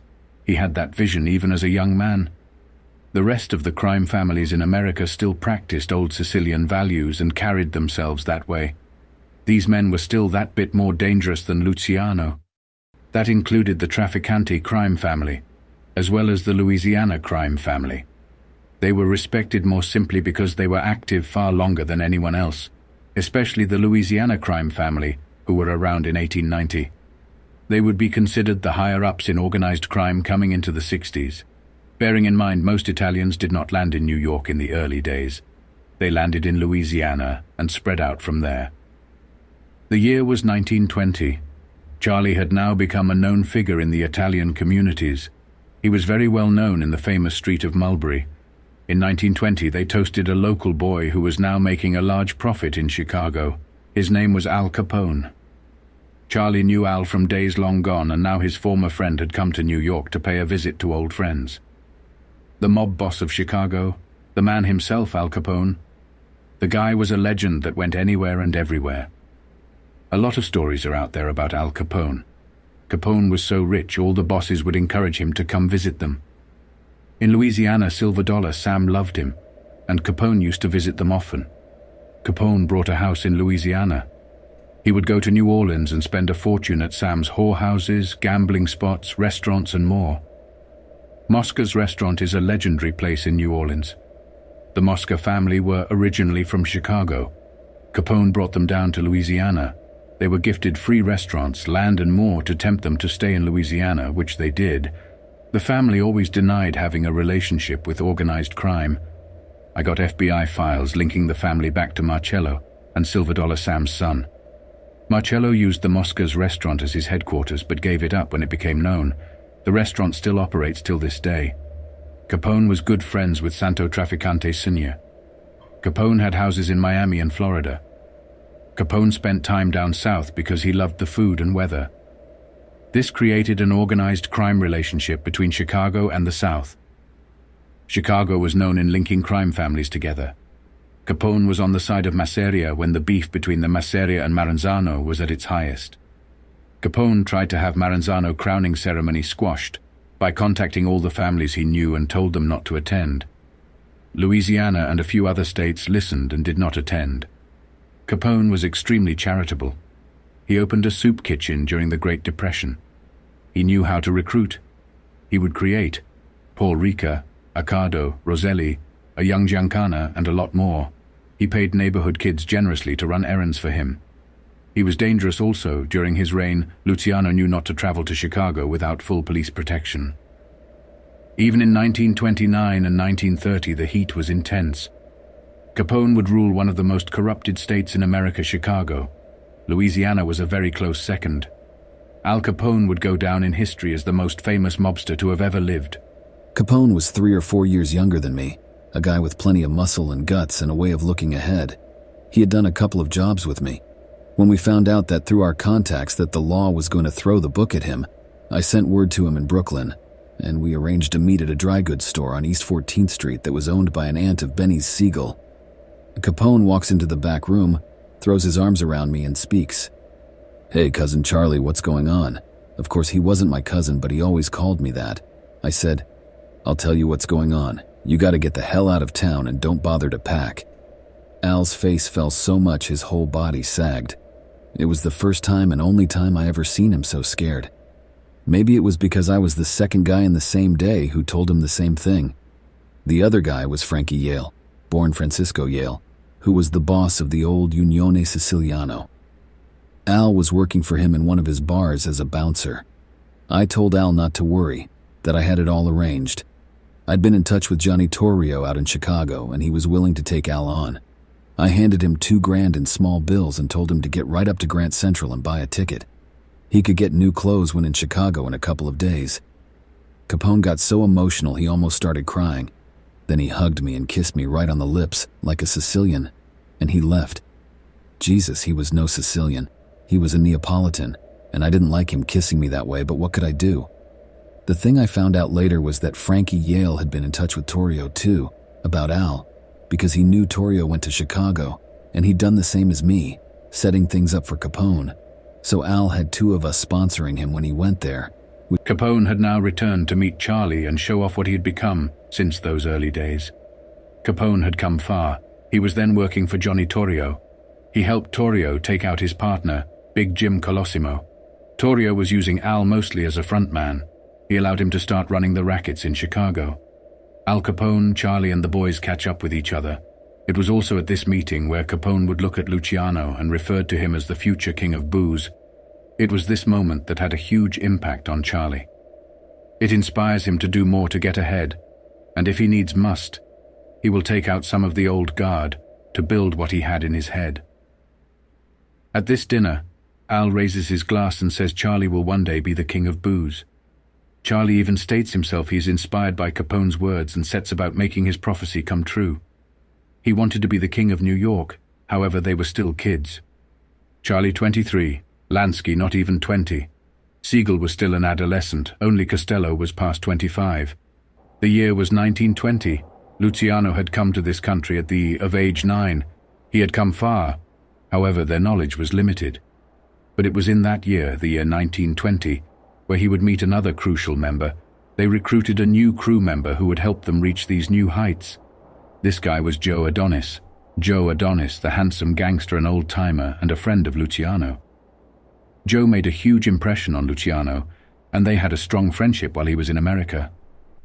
In 1936, when Luciano was jailed, Vito in Italy, Costello in Louisiana, Bugsy in LA, Meyer in Havana, it was Joe A. who was bringing messages to Luciano and helping him run things in New York. Joe A. also introduced Luciano to Frank Scalise, and behind Scalise was a man named Carlo Gambino. This would be the first time Charlie Luciano mentioned the rise of Carlo Gambino. He also makes sure to mention he was stood behind another gentleman called Frank Scalise. Scalise went on to be a close associate of Luciano, and through Scalise Gambino would then become a close friend of Luciano. Carlo Gambino would soon to be the boss of bosses of New York. He would inherit what Luciano would eventually build. Carlo Gambino would learn from the lessons of Luciano. Charlie would be literally creating the blueprint of organized crime. Everything, the good and the bad, Carlo would learn from. He never went public. He always kept a low profile. Luciano was to public Gambino would learn from. The fact Luciano worked with Jewish gangsters, Irish gangsters, and every other community Gambino would follow that blueprint. Also, both men would help each other's rise to the top. However, Luciano did keep his name out of the book and only kept mentioning it at the end, because at the end everyone's name was out in the open and Gambino was sitting at the top of the throne. Joe A. also helped Luciano take over the whiskey trade. Joe A., with the help of Charlie, got enough cash to buy as much whiskey as he could. Joe A. would help build a steady stream of whiskey. Costello would go on to have the routes figured out. Maya had transport. Luciano had the customers. Vito would go on to be the muscle. They would take this business across America. Eventually their liquor enterprise covered all of America. Luciano, the year before the Volstead Act, was a normal day-to-day hoodlum. In 1919 he was handed a gold mine. He then cornered the whiskey market, and by 1925 it was his. And in the 1930s he was a millionaire, the king of booze in New York, as Al Capone put it. Luciano and Joe Adonis were tight. Luciano always thought of Joe Adonis as a younger brother. Charlie used to find it extremely funny when Joe used to brush his hair looking in the mirror. Charlie would be looking at Joe do this and make a remark. He would ask his friend in a jokingly manner, "Who do you think you are, Rudolph Valentino?" Luciano states Joe would just look back at him and said in a seriously cold manner, "For looks, that guy is a bum." One day Joe Adonis would come to Luciano for a favor. They both loved ice cream. It didn't matter the weather. Both men would eat bowls and bowls of Italian ice cream. One day, over a bowl of spumoni, Adonis would ask Charlie for 10 grand for some quick business. We sat there eating big plates of spumoni, and Joe said, "Charlie, I know we never done no business together and I never like to ask for a favor, but I need 10 grand to make a whiskey buy down in Philly, and I'll cut you in for half." What Charlie did not know was Adonis had been in Philly. And in Philly, Adonis had met an important man in the world of whiskey trade. This man was a legit businessman, and at the stroke of a pen his entire empire was now deemed illegal. However, that did not stop him being in the trade. He was now going to build a relationship with Luciano and Adonis. He was now going to get involved in a new industry called bootlegging. His name was Irving Wexler, otherwise known as Waxy Gordon. Adonis and Gordon struck up a close relationship. Now Charlie wanted to meet him as well. I put my arm around Adonis's shoulder and told him to keep his money, that he just found himself a partner that will put up all the dough. I called Costello, Lansky, and Siegel, and we got together an hour later. The four of us put up 35 grand in cash, and early the next morning Adonis and I headed out in my new car, a Marmon limousine. This was crucial simply because to take over a major industry, you need to take care of the product. You needed a reliable source to make sure you had a continuous flow of that product. This product at that moment in time was now liquor. So Luciano, through Joe Adonis, was now going to secure a reliable source. This was in early 1920. The men had a lot of financial capital that was ready to be invested into this new venture. They had slowly cornered a bit of the gambling market. They had some savings left over from the robberies that they had been doing and the stick-ups. Luciano was now starting to take the right steps to corner this market. The drive was only about 90 miles away. However, the roads had mud holes and there were detours every 10 miles. Before they even got halfway, Charlie turned his car around and went back to New York. The roads back in the early 1920s were bad simply because they were used by trucks. However, as bootlegging started to pop off, the mafia wanted those roads improved. They had enough money to give to the politicians who took taxpayers' money and built better roads. Those routes and roads were then used to move liquor across America.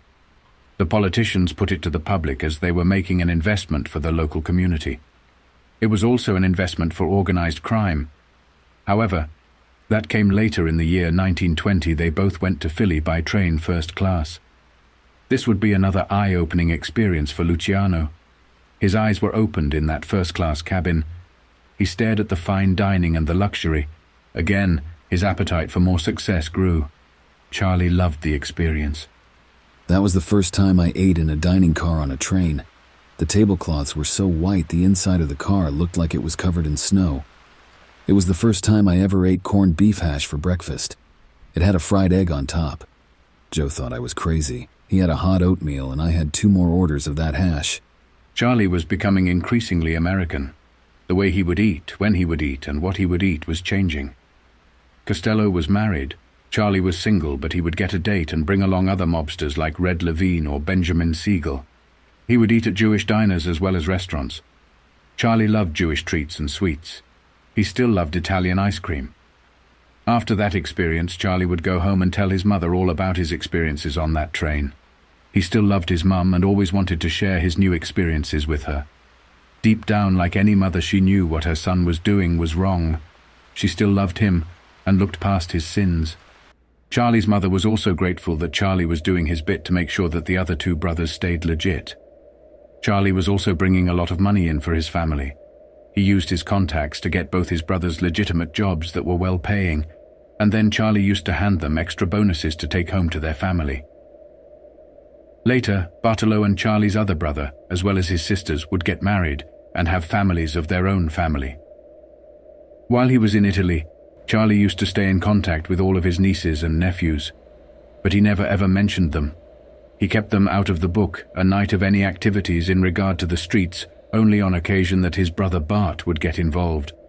When he told his mom about what he had eaten on that train, she was baffled. As an old-school Italian, she could not believe her son would eat such a breakfast.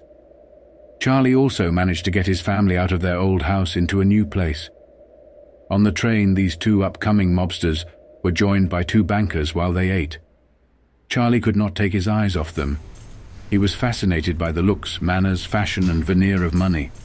He was always fascinated with class. It entranced him. They were really elegant, like old money, and I said to myself, that's for me. Then I remembered that Joe and I were sitting there carrying guns, and I got 35 grand in my pocket to buy booze with down in Philly, just so guys like them could pay through the nose for it. That meeting in Philly changed everything. With this contact, they started to make more deals because they could land more liquor shipments, which increased their profits. Now these young men were in bootlegging. The year was 1921, and a new industry was starting to take form. Never in the history of smuggling has the world of smugglers been handed such a valuable product. Consumed by everyone, by the elites of elites, the rich of the rich, by the upper class and middle class, all the social climbers, as well as the poor and desperate. It was a form of enjoyment and pain relief for so many in society. It was ingrained into religion. Alcohol or liquor came in many forms, and the demand never went away. If Charlie wanted to be a success, he needed someone in his outfit who was brave enough to venture on board a ship and head off to new territories. In the 20s, traveling across the Atlantic was no easy feat, especially when you have to do it all low-key, and especially if you're heading out to waters that are so treacherous that no captain dare take his boat there. That man was Frank Costello. Since his youth, he was obsessed with sailing boats and the wild ocean. So, around 1921, Frank Costello boarded an old freighter and headed towards Newfoundland. Frank, through his political contacts, had managed to book a meeting with the mayor of St. Pierre. Frank chose Newfoundland not because of where it was, it had more to do with its jurisdiction. Newfoundland was out of the jurisdiction of the American and the Canadian authorities. Canada did not follow America in regard to making liquor illegal. However, they agreed to help America enforce the law. The island of Newfoundland was working with nobody. They would allow gangsters, mobsters, smugglers, and more take hold of the island. The entire economy revolved around smuggling, especially liquor. The boat ride to Newfoundland was not plain sailing. The boat was hit with icy sprays. The wind hit at the railings. Frank was wearing a red jumper, grey slacks. He grabbed the railing and held on for dear life. Frank was enjoying every minute of it. Two of Frank's men were absolutely petrified that boat was sailing for 2 days and the waters were extra choppy. Frank smiled at their misery. He loved sailing. He thought maybe back home in Italy one of his ancestors was a sailor. Frank would say, "All I know is the sea called to me." The captain was a fat, tubby but friendly Dutchman, called to Costello to let him know he would soon see the island. The captain hands Frank a pair of binoculars. He uses them to sweep the horizon. Frank saw nothing. He put the binoculars down. "It ain't going to be New York, I guess," he said jokingly to the captain, who laughed. 300 people were on the whole island. Frank and his two friends would make it 303. The captain looked at Frank and said, "I think you're crazy." The captain did not know who Costello was and would inquire to what his intentions on the island were. Why was he going there with two guys who looked like muscle and bags of cash? What was going on? He tried to get it out of Costello, who stayed quite till a funny moment happened between the pair. The captain would think that maybe Frank and his friends had heard of a sunken ship and a treasure, so he looks at Costello and says, "You fellows don't know of any sunken ships up there, do you?" Frank was startled. "Sunk," he said. "Already?" That answer baffled the captain. He said, "I'm talking about treasure ships." Frank stared at him for a long time, and then smiled. "No, Captain. We ain't looking for Captain Kidd's loose change. We're strictly business." The wind freshened. The ship took a sudden lurch as a wave crashed into her port bow, but the captain paid no attention, even though both of them were almost flung off their feet. The creaking of the plunging freighter and the wind in their faces forced the captain to shout, "What business could you have? There's nothing but codfish up there." But his mysterious passenger had turned suddenly to face the sea, and the exchange was done. The captain was frightened when one of Frank's companions came onto the bridge and growled into his ear, "Don't ask too many questions, skipper, or you might be seeing them codfish bottoms up." The boat eventually got Frank to Newfoundland as the island got closer and closer. Frank's smile got bigger and bigger. Frank was greeted by a man who was wearing a fur coat. The gentleman, a young man who informed Costello that the mayor is expecting him. The deal was simple and did not take long to complete. For every case of liquor that came through Newfoundland, the mayor would receive 2 cents. By the end of Prohibition, Costello had run at least 2 million cases of liquor through that one island. Frank was not just using one island. Newfoundland was just the most famous one. Frank, in fact, was so respected in St. Pierre, Newfoundland, he once said, "It would not be America that would build a monument to him, who considered me a hoodlum, nor Italy, who considered me a native son who had gone wrong. It would be St. Pierre, where I was looked at like a real hero." The people on that island loved him and the businesses he brought. Frank invested into its ports and helped build that small fisherman outpost into a thriving, prosperous port. It became a massive boom town. Soon the island was being overrun not by sailors, but men in fedoras. They would cling on to those fedoras with both hands through the icy winds. They had very shaky sea legs. They had their pistols tucked away. These men looked businesslike, and as soon as they landed, men got to work. They started building warehouses, piers were strengthened, loading equipment was brought in, and new workers were ferried to the island. While all this was being organized, Frank was assembling his fleet, a collection of ships. Some of them were in bad condition. They were deemed unseaworthy and were rotting and rusting in a dockyard. These were ancient ships that were good for one trip. The mob was getting a hold of anything that could sail, and gave all those old ships a new lease of life. A life in smuggling and bootlegging. They repaired the ships as best as they could and put them into action. Frank's base of operations was the island of St. Pierre. From there, his men would run this billion-dollar smuggling empire, once that island was put on lockdown. Frank could now focus on getting the liquor to America. This was another complex issue. Various gangs in Luciano's outfit were involved. This included the newly formed Bug and Meyer gang. Frank had to focus on getting the product to the shore. From the shore, it would be taken to a warehouse where it would be cut and distributed. There were only a few obstacles at the beginning. Few Coast Guards and a few patrolmen gave Costello little issues. In 20s, the Coast Guard only had a few old patrol boats. Those boats had a speed of 20 knots. The mob had an answer for that. They made Jersey skiffs, handy little craft measuring 40 feet, and could carry about 200 cases, and they had a speed of 20 knots. These skiffs would emerge out of nowhere at dusk and decent to the 3-mile limit where the big freighter would be waiting for them. They would then speed back to shore, and the patrol boats could do nothing. Those skiffs were too fast. The money was vast. Huge profits were being made. As the empire started to grow, Frank's fleet grew to grow also. Tramp steamers to former luxury yachts as well as flotillas of Jersey skiffs were used in new smuggling routes and operations. Meyer, Lansky, and Benjamin would then build a huge trafficking operation, carrying the liquor from the shore to the warehouses. Trucks would rumble day and night. Then, Frank stepped up his muscle. He brought into play seaplanes for air coverage.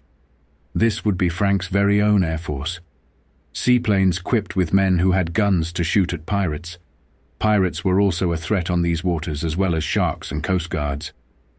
The first years Frank's new enterprise was tested from all corners. His ships, his trucks and warehouses came under attack, but he managed to get through it all, and with men like Luciano, Lansky, Benjamin Siegel, and when the First World War ended in 1918, and recession hit in 1919, a lot of men were dangerously trained.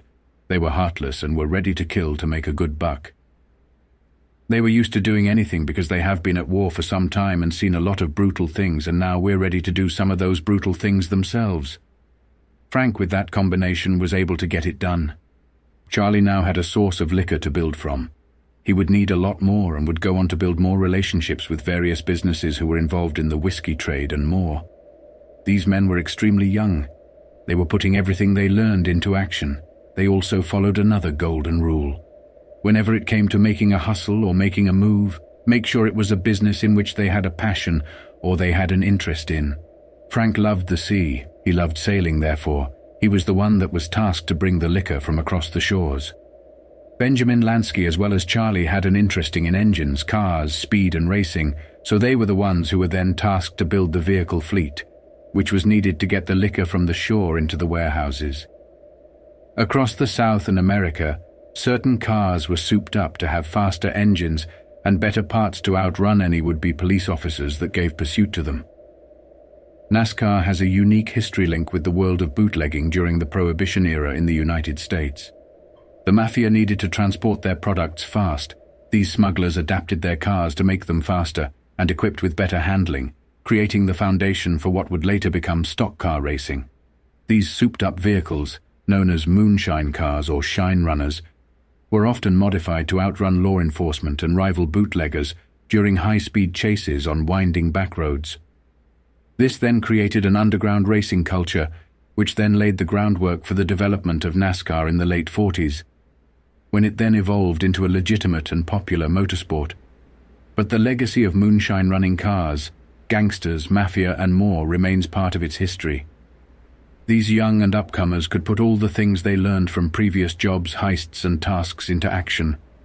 The strong-arm methods, the discipline of the gang during action and the quick strike. But this time their victim was not an individual. It was only a law, an unpopular law at that. That was brought in and forced onto the public, most of whom drank. It was a way of laying blame on society where blame should not have been placed. People may have developed a strong alcohol addiction because in the First World War, many men returned and never received what they should have, which was medical attention and help. Therefore, they turned to drugs and alcohol. Another factor was people like Frank Costello behind closed doors were also in support of these types of bills coming into action because it would open a criminal market for them.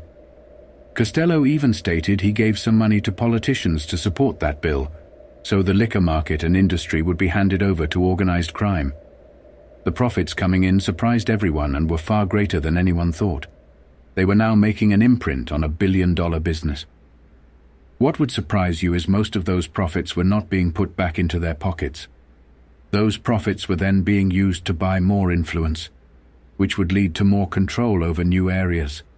They were buying politicians. Within a year we were buying influence all over Manhattan, from Lower Broadway all the way up to Harlem, and even across the Hudson beyond the Palisades in New Jersey. Most of that money, and for the next several years, would be used to ensure all their bootlegging operations ran swiftly. With no delays, they built a strong pipeline, providing them with liquor. These men sent soldiers, capos, whoever they needed to locations like Scotland, England, Ireland, and Europe, to start making the whiskey deals and other types of liquor deals, so they could start landing the best catch. Decades later, when the Second World War ended, these men already had pipelines into Europe regarding gambling and drugs, as well as entertainment. They had the same routes set up in the 30s and 20s due to bootlegging that helped them regarding gambling and entertainment, as well as narcotics. However, in the early days, especially in the 20s, what they needed was a steady flow of alcohol, so they could start cornering the market. That was crucial for any successful business to grow. You need a good pipeline to get those products to market. Without that good pipeline, and every time you get an order and you cannot deliver, it leads to a bad reputation. Luciano stressed this to his men. The fact was they had to secure strong pipelines and build a formidable reputation as men who could provide, then reinvest that money back into corruption. When we made that first buy down in Philly, we almost hit the big time from the very beginning, like we started at the top and kept going up from there. Of course, like any big business, we had to take care of the guys that could help us, so we greased the police and the politicians. It was all part of the overhead, just like any other businesses. Charlie and his crew were making good contacts and a lot of money. It was this type of action Charlie needed. Charlie did not need any convincing. It doesn't take long for him to realize they were sitting on a gold mine and needed to get a hold of this machine and milk it for what it's worth. They needed to control the flow of alcohol. Charlie himself focused in on the whiskey trade. He would zero in and corner that market, becoming the man to go to for whiskey, a drink drank by the poor and rich. They now needed to learn business. They needed to know how to build a billion-dollar enterprise and maintain it. They needed to launder money and a whole lot more. For these men, their money, contacts, and new surroundings, such as the world of politics as well as the times around them, were changing. New businesses were being created to help cater to the bootlegging trade. So, building a business and maintaining its huge profits as well as everything else needed a genius. That genius in Charlie's team was Maya. His hunger and thirst for knowledge in books is what put him ahead of others. While others went to gyms and boxing clubs, Maya built the most important muscle in the body, the brain. In any free library Maya could attend is more than likely where you would find Maya. In fact, when Lansky first came to America, the first thing he did was to find a free library. As soon as he found that free library, he enrolled and got himself a membership. That was it.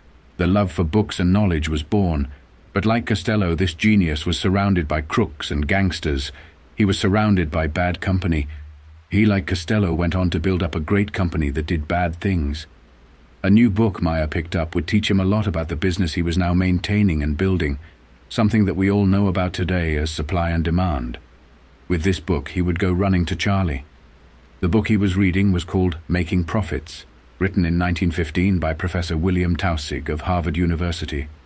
Maya would read this book and add new rules to the world of business. He called this rule Lansky's Law.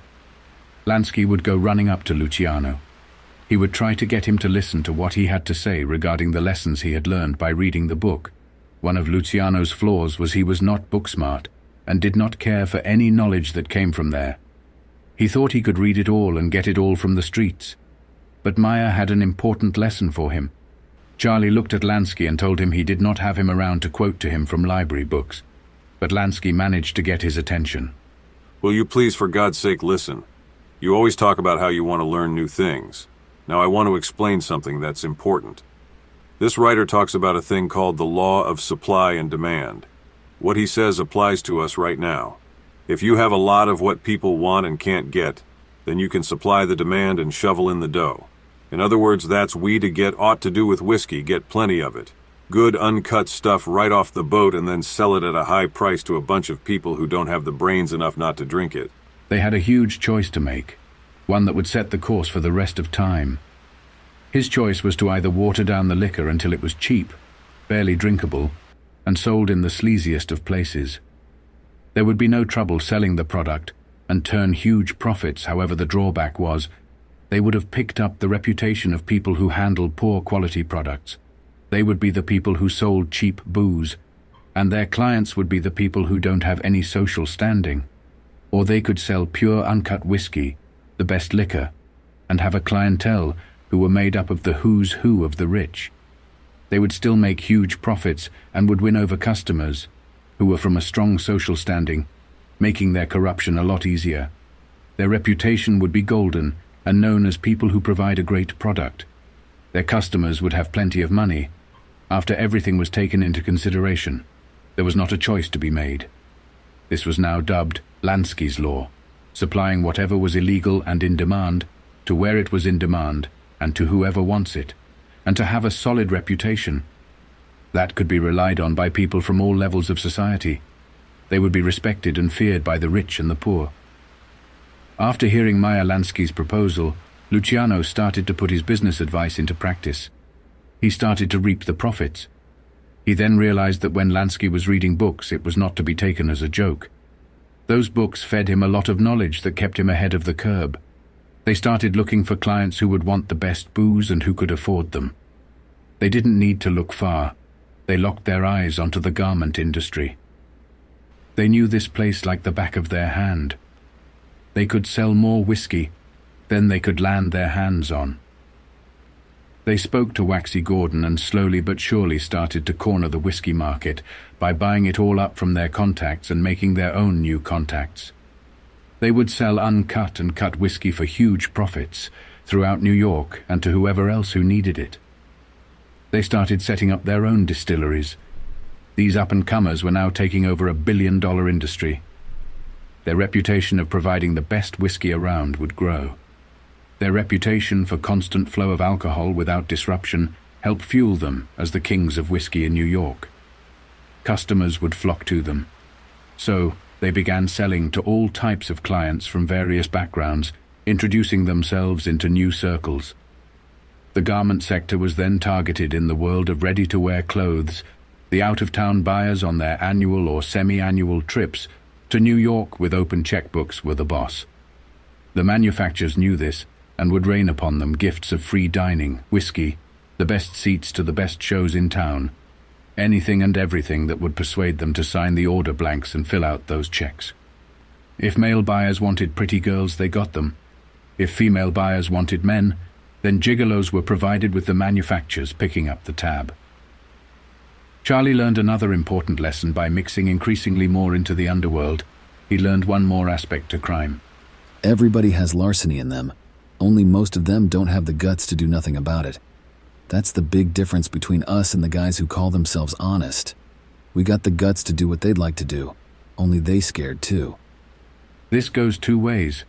Luciano was now mixing increasingly with the underworld, so his thoughts started to become increasingly distorted. He started to feel that what he was doing was okay, simply because others were doing it around him.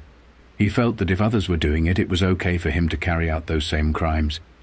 By him mixing with more of these types of people, he started to see honest, hard-working citizens as something else. He started to see them as cowards, like they were scared to do something that he was doing. It never crossed his mind that those men were capable of doing it, but they just did not want to, that they were honorable citizens. Charlie continued to build his business. The more important they became, the more complex their businesses started to become. Each man needed to devote more attention to their own growing interests, business, and outfits. Costello started to get more involved with the Irish bootlegging King Big Bill Dwyer.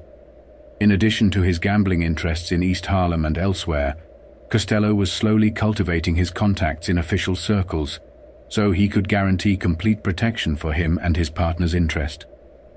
Lansky and Siegel formed what became the Bug and Meyer gang. They were experts in transportation. With no job too dangerous for them, they hijacked or rode a shotgun as protectors against hijackers. It also depended on Luciano's orders. Joe Adonis was spreading like a virus into various rackets and was spreading his territory to Brooklyn and Manhattan, where he was earning the name as the leader of the Broadway mob. Joe Adonis settled in Fort Lee, New Jersey, where eventually he would buy a home and settle down with his wife and family. Charlie at this time was overseeing this growth, as well as devoting more time into creating more alliances. In his old neighborhood, he seen an up-and-coming gangster by the name of Vito Genovese. Genovese was a ruthless and dangerous man. He was not Sicilian, however. Most of the Sicilians inside of Luciano's community feared him. That meant a lot for Luciano, simply because he wanted a future with and without Sicilians, and Vito could be a vital asset if brought in, and if he could be trusted. Vito was old-school Italian. However, there were flaws that were inside of Vito. He was always greedy and never put too much thought into his rackets. He simply used muscle, intimidation, and fear when he wanted to make certain rackets happen. He was brought in, and suddenly he rose rapidly through the ranks and became a major aid in all of Luciano's enterprises. In fact, Vito himself related to a ton of families across America, and it was him who then brought them into line and brought them to Luciano. Luciano always credited him with and said without Vito, none of this would have ever been possible. However, Charlie also acknowledged him for his flaws. Charlie had learned a valuable lesson in the year of 1923 when he got arrested for a narcotics charge. However, Vito never did learn his lessons regarding the drugs market. He always continued to get involved in heroin. In fact, he was one of the largest suppliers of heroin into America, especially in New York during the 30s, 40s, 50s, and the 60s. His crime family, the Genovese crime family, was infamous for dealing narcotics. He was a short, muscular man with a round face and a wide smile, a secretive manner, and willingness to use a gun with no mercy. I never really liked him, but he did have a moxie. I figured that if this Vito had even a half of Meyer's guts, remember, he was a little guy like Meyer, then I'd have a good man. When I first heard of him around the neighborhood, he was already making a rep for himself. He was living in a neighborhood where the Sicilians outnumbered everybody else 10-1. To us, anyone who didn't come from Sicily was a dirty foreigner, and that made it tough, especially for a little guy like Vito, who was born in some town near Naples. But he could fight like a son of a bitch. I didn't have to love him to use him, but I thought he'd be loyal. What a mistake. But I didn't find that out until many years later. Vito came up with all the old guys, and through Luciano got to meet members of the National Commission. Vito was the one Charlie appointed to maintain order, not just in New York but for the National Commission. If there was something that needed to be investigated or a thief needed to be found, it was Vito who they sent to handle the matter. He had a way with diplomacy, and he was a cold-hearted killer. Vito had the nose of a bloodhound. He could sniff anything out. Charlie would say Vito had the memory of an elephant and the patience of a lizard. He put in all the groundwork for the Luciano family, bringing in all the smaller firms. He helped build a ton of businesses in New York and sent the money to Charlie. It's said when Vito joined the Luciano family in the early days, its members dramatically shot up to 70. Charlie would be grateful to him for that. He could have killed Vito off many times for disobeying direct orders, but chose not to. He said, "I knew then like I know now he helped put in the foundations, but he was too damn greedy." Vito was Charlie's muscle as well as a business partner. Charlie brought him in as he needed an Italian to handle certain Italians. He didn't want to rely too much on Jewish killers. He felt it made him look weak within the Sicilian Italian community. Vito would go on to bring a ton of smaller crime families along with him, putting him at an advantage of taking the family over eventually. Now Luciano had built an organized crew, expanding and growing. Through Adonis again, Charlie would meet a man by the name of Frank Scalise, Cheech, who had settled in Brooklyn. Frank, or Cheech as he became known, provided an avenue of communication into the Brooklyn underworld. Scalise also hired a new upcomer by the name of Carlo Gambino. Charlie would predict then, about Carlo Gambino, that he would become head of the whole outfit in the United States. Brooklyn again provided another recruit, a newcomer from Italy who only had just beat the rap for a murder case and escaped the Sing Sing, only when the witness against him vanished. He was a man by the name of Albert Anastasia, a slight change to his name from Anastasio to save his family embarrassment. When he first ran into trouble with the law, he changed his name. It was Charlie who was the one who made those witnesses disappear. Both men would become close friends. In fact, Albert was the last one standing regarding loyalty towards Luciano. He would be shot and killed in the year 1957. Straight away from the first meeting, the two would get along, and Albert would grow extremely close to Luciano. Anastasia would idolize Charlie and do whatever to protect him. Anastasia was an enforcer.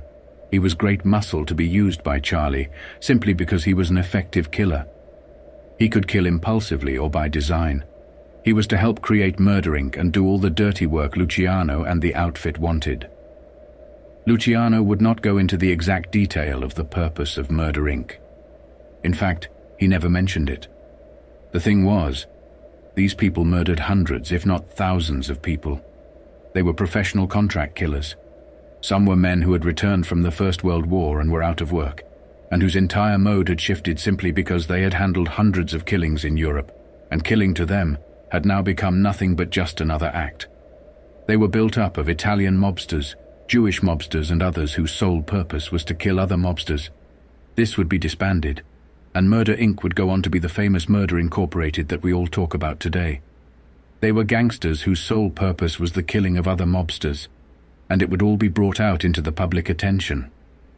There were multiple other mafias who were built up for the sole purpose of killing that existed throughout America that we do not know about. The Magaddino crime family was extremely well known for carrying out ruthless and effective killings. The Magaddino crime family never needed to rely on people like Murder Inc. The Louisiana Mafia had their own killers. They had the Patsy method and orphan killers. Marcello used to reach out to contacts in Italy and have them send over orphans. He would then send those orphans out on contract killings. As soon as the contract killing was carried out, the hitman would be killed on the scene. It was called the Louisiana Patsy method. I would get into this in more detail on other documentaries regarding the Louisiana Mafia, but it is not to be taken lightly. These men were ruthless and dangerous killers. The crimes of Murder Inc. would be brought to light through informants like Abe Relis and Tannenbaum. Charlie didn't just stop at Italian recruits. He was open-minded in recruitment, something that would benefit him in later years. Through Meyer, he met another individual by the name of Louis Buchalter. Charlie spoke about their first meeting at Claridge Hotel. I took one look at him, and all I could see is a guy with a fat face, a big head, and so much muscle it was bulging out of his sleeves. Something inside me warned me this guy was mostly strong arm and very little brain. So I said to him, "Listen, Lou." He stopped me and said kind of nice, "You can call me Lepke." I couldn't help it. I started to laugh and said, "What the fuck kind of name is that?" He got all red and embarrassed and explained that when he was a kid, his mother used to call him by his pet's Jewish name, Lepkele. So from then on, we called him Lepke. How can you not like a guy who always thinks about his mother? The meeting with Lepke had been arranged by Arnold Rothstein. Lepke had been working for Arnold and had been making good money with him. Arnold did not really see the point of having someone like Lepke in his team, but knew a man who could make effective use of him. That man was Luciano. Luciano was also interested in some of the rackets Lepke was starting to get a controlling stake in. In Lepke, Luciano knew he had little intelligence. However, he did see his hoodlum guts and cunningness as well as ambition. He was smart enough to listen to suggestions when they could benefit him. At the meeting at Claridge and many more afterwards, Charlie and Lansky with others would talk to Lepke at what they saw as his wasteful and unsystematic efforts in the garment sector. He was selling protection and using strong-arm tactics such as a bottle of acid, a stick of dynamite, a sudden fire, and sending round a couple of goons to persuade reluctant manufacturers to pay up. A simple blueprint was drawn up. They would get hold of the small and weaker firms first, then using that as a base to go after the middle and bigger, tougher ones. The protection racket turned into an orderly racket. This would prosper and spread like a spider's web into every corner of the garment sector. Lepke brought the plan, and so became a member of the Luciano hierarchy. This method of focusing on weaker firms, bringing them under their control, and then preying on the middle firms. Once all of that was under their control, they go after the bigger firms. This was a great trick used by organized crime. In fact, they would use that method. In other aspects such as boxing, they would focus on smaller promoters who were cash-strapped. Once they got hold of all the small promoters, they then started to zero in on the middle promoters. Slowly but surely, they started to collect and control boxing. But it was not just boxing. The same method was applied to various other enterprises such as sports, gambling, and more. They would focus on small firms to then get onto the middle firms, and then once everything was organized, they would then attack the big ones. Another Jewish recruit would follow up soon. This time the suggestion came from Frank Costello, Arthur Flegenheimer, known as Dutch Schultz. He was an emperor in his own right, carving out an illicit domain in the Bronx. Charlie convened another meeting at the Claridge to discuss the recruit joining. This would create a moment that would go down and be etched into the history of organized crime. This would be the moment where Frank Costello would disrespect Vito Genovese while sticking up for a Jewish man. Costello never thought much of it at this moment in time. However, Vito Genovese took great offense to this, and it was one of the main contributing factors to why Frank was shot in the head in 1957. When Frank first brought up his name, Vito started to scream out, "What the hell is this? What are you trying to do? Load up with a bunch of Hebes?" Meyer and Siegel were at the table and Costello saw their reaction. He immediately diffused the situation. Costello said the famous line, "Take it easy, Don Vitone. You're nothing but a fucking foreigner yourself." This moment was etched into Luciano's memory. The reason I remember that so clear is that two important things came out of it. Whenever anybody wanted to rub Vito's nose in, they'd call him Don Vitone to his face or his back, and Vito never forgave Frank for reminding him that he wasn't a Sicilian and couldn't ever really belong. That prick Vito had a memory of an elephant and the patience of a lizard, and he waited 35 years for a chance to blast Frank's head off. It shows you how ahead of his time Luciano was. It did not matter the number of Jewish recruits he was bringing in. All that mattered was what they were contributing to his organization. Luciano did not even care if his crew had more Jewish members in it than Italians. He wanted the smartest outfit. He wanted to build an outfit that was like the one Arnold Rothstein had. Arnold had surrounded himself with some of the smartest criminals in America, one of them being Luciano, another one being Meyer Lansky. Seeing this type of blueprint, Luciano now wanted to surround himself with intellectual men who were capable of corrupting others. Another Jewish gangster followed suit, a gangster by the name Abner Longy Zwillman. He was emerging as one of the major bootleggers and racketeers in northern New Jersey. Zwillman and his partner Willie Moretti would be crucial to Luciano's world. Zwillman was quiet and soft-spoken. He studied and was a book reader. He was a man who aspired for respectability in his later years.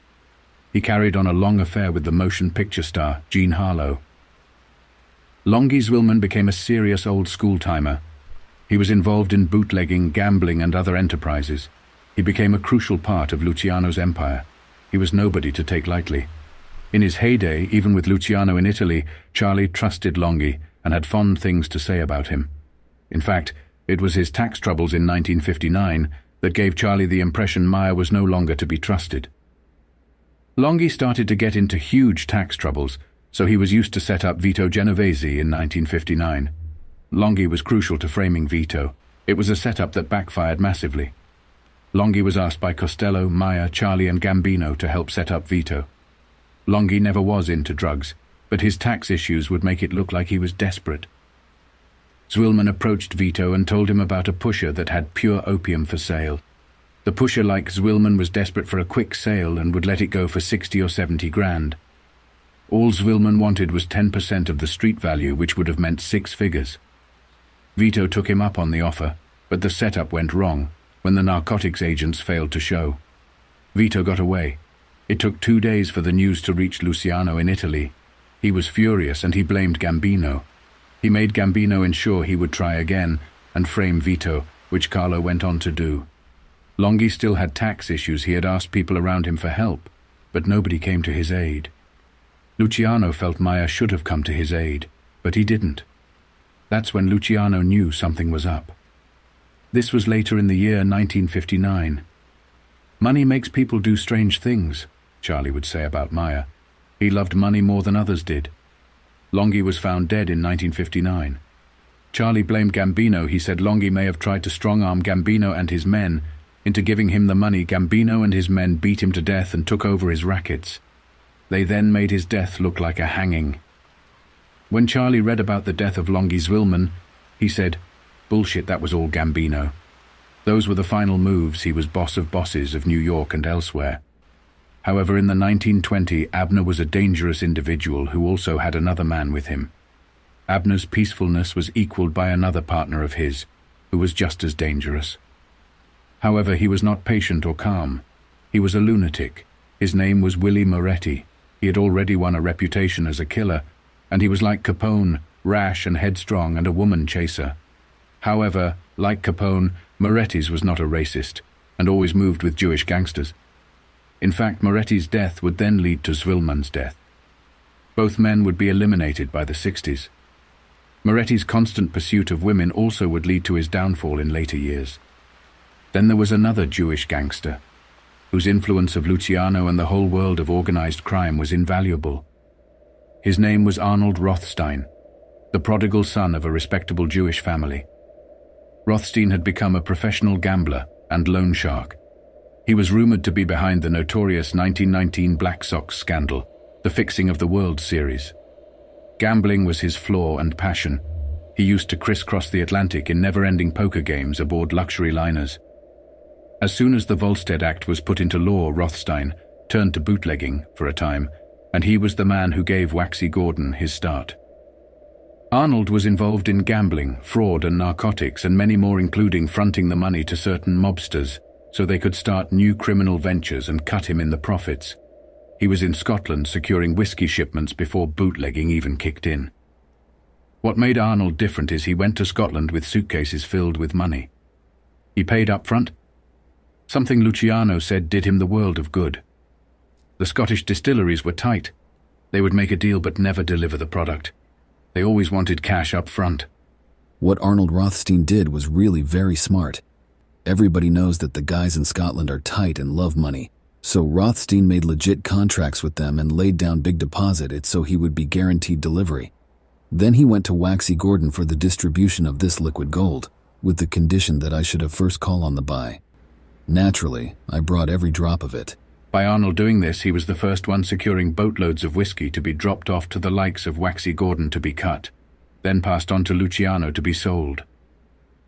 Charlie already had secured transportation through the Bug and Meyer gang, the strong arm through Vito, the corruption through Costello, and the customers were waiting for it, with all four selling the product, including Adonis as well as Scalise, Profaci family and the Mangano brothers.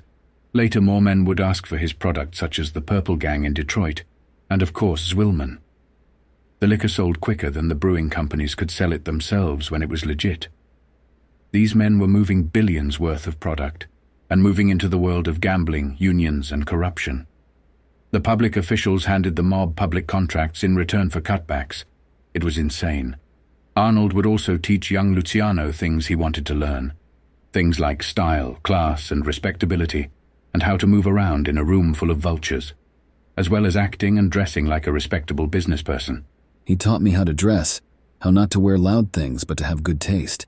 He taught me how to use knives and forks, and things like that at the dinner table, about holding a door open for a girl, or helping her sit down by holding the chair. If Arnold lived a little longer, he could have made me pretty elegant. He was the best etiquette teacher a guy could ever have. Real smooth. The crucial aspect to Luciano, with people like Arnold Rothstein backing him, as well as Johnny the Fox Torrio, there was no way he was going to fail.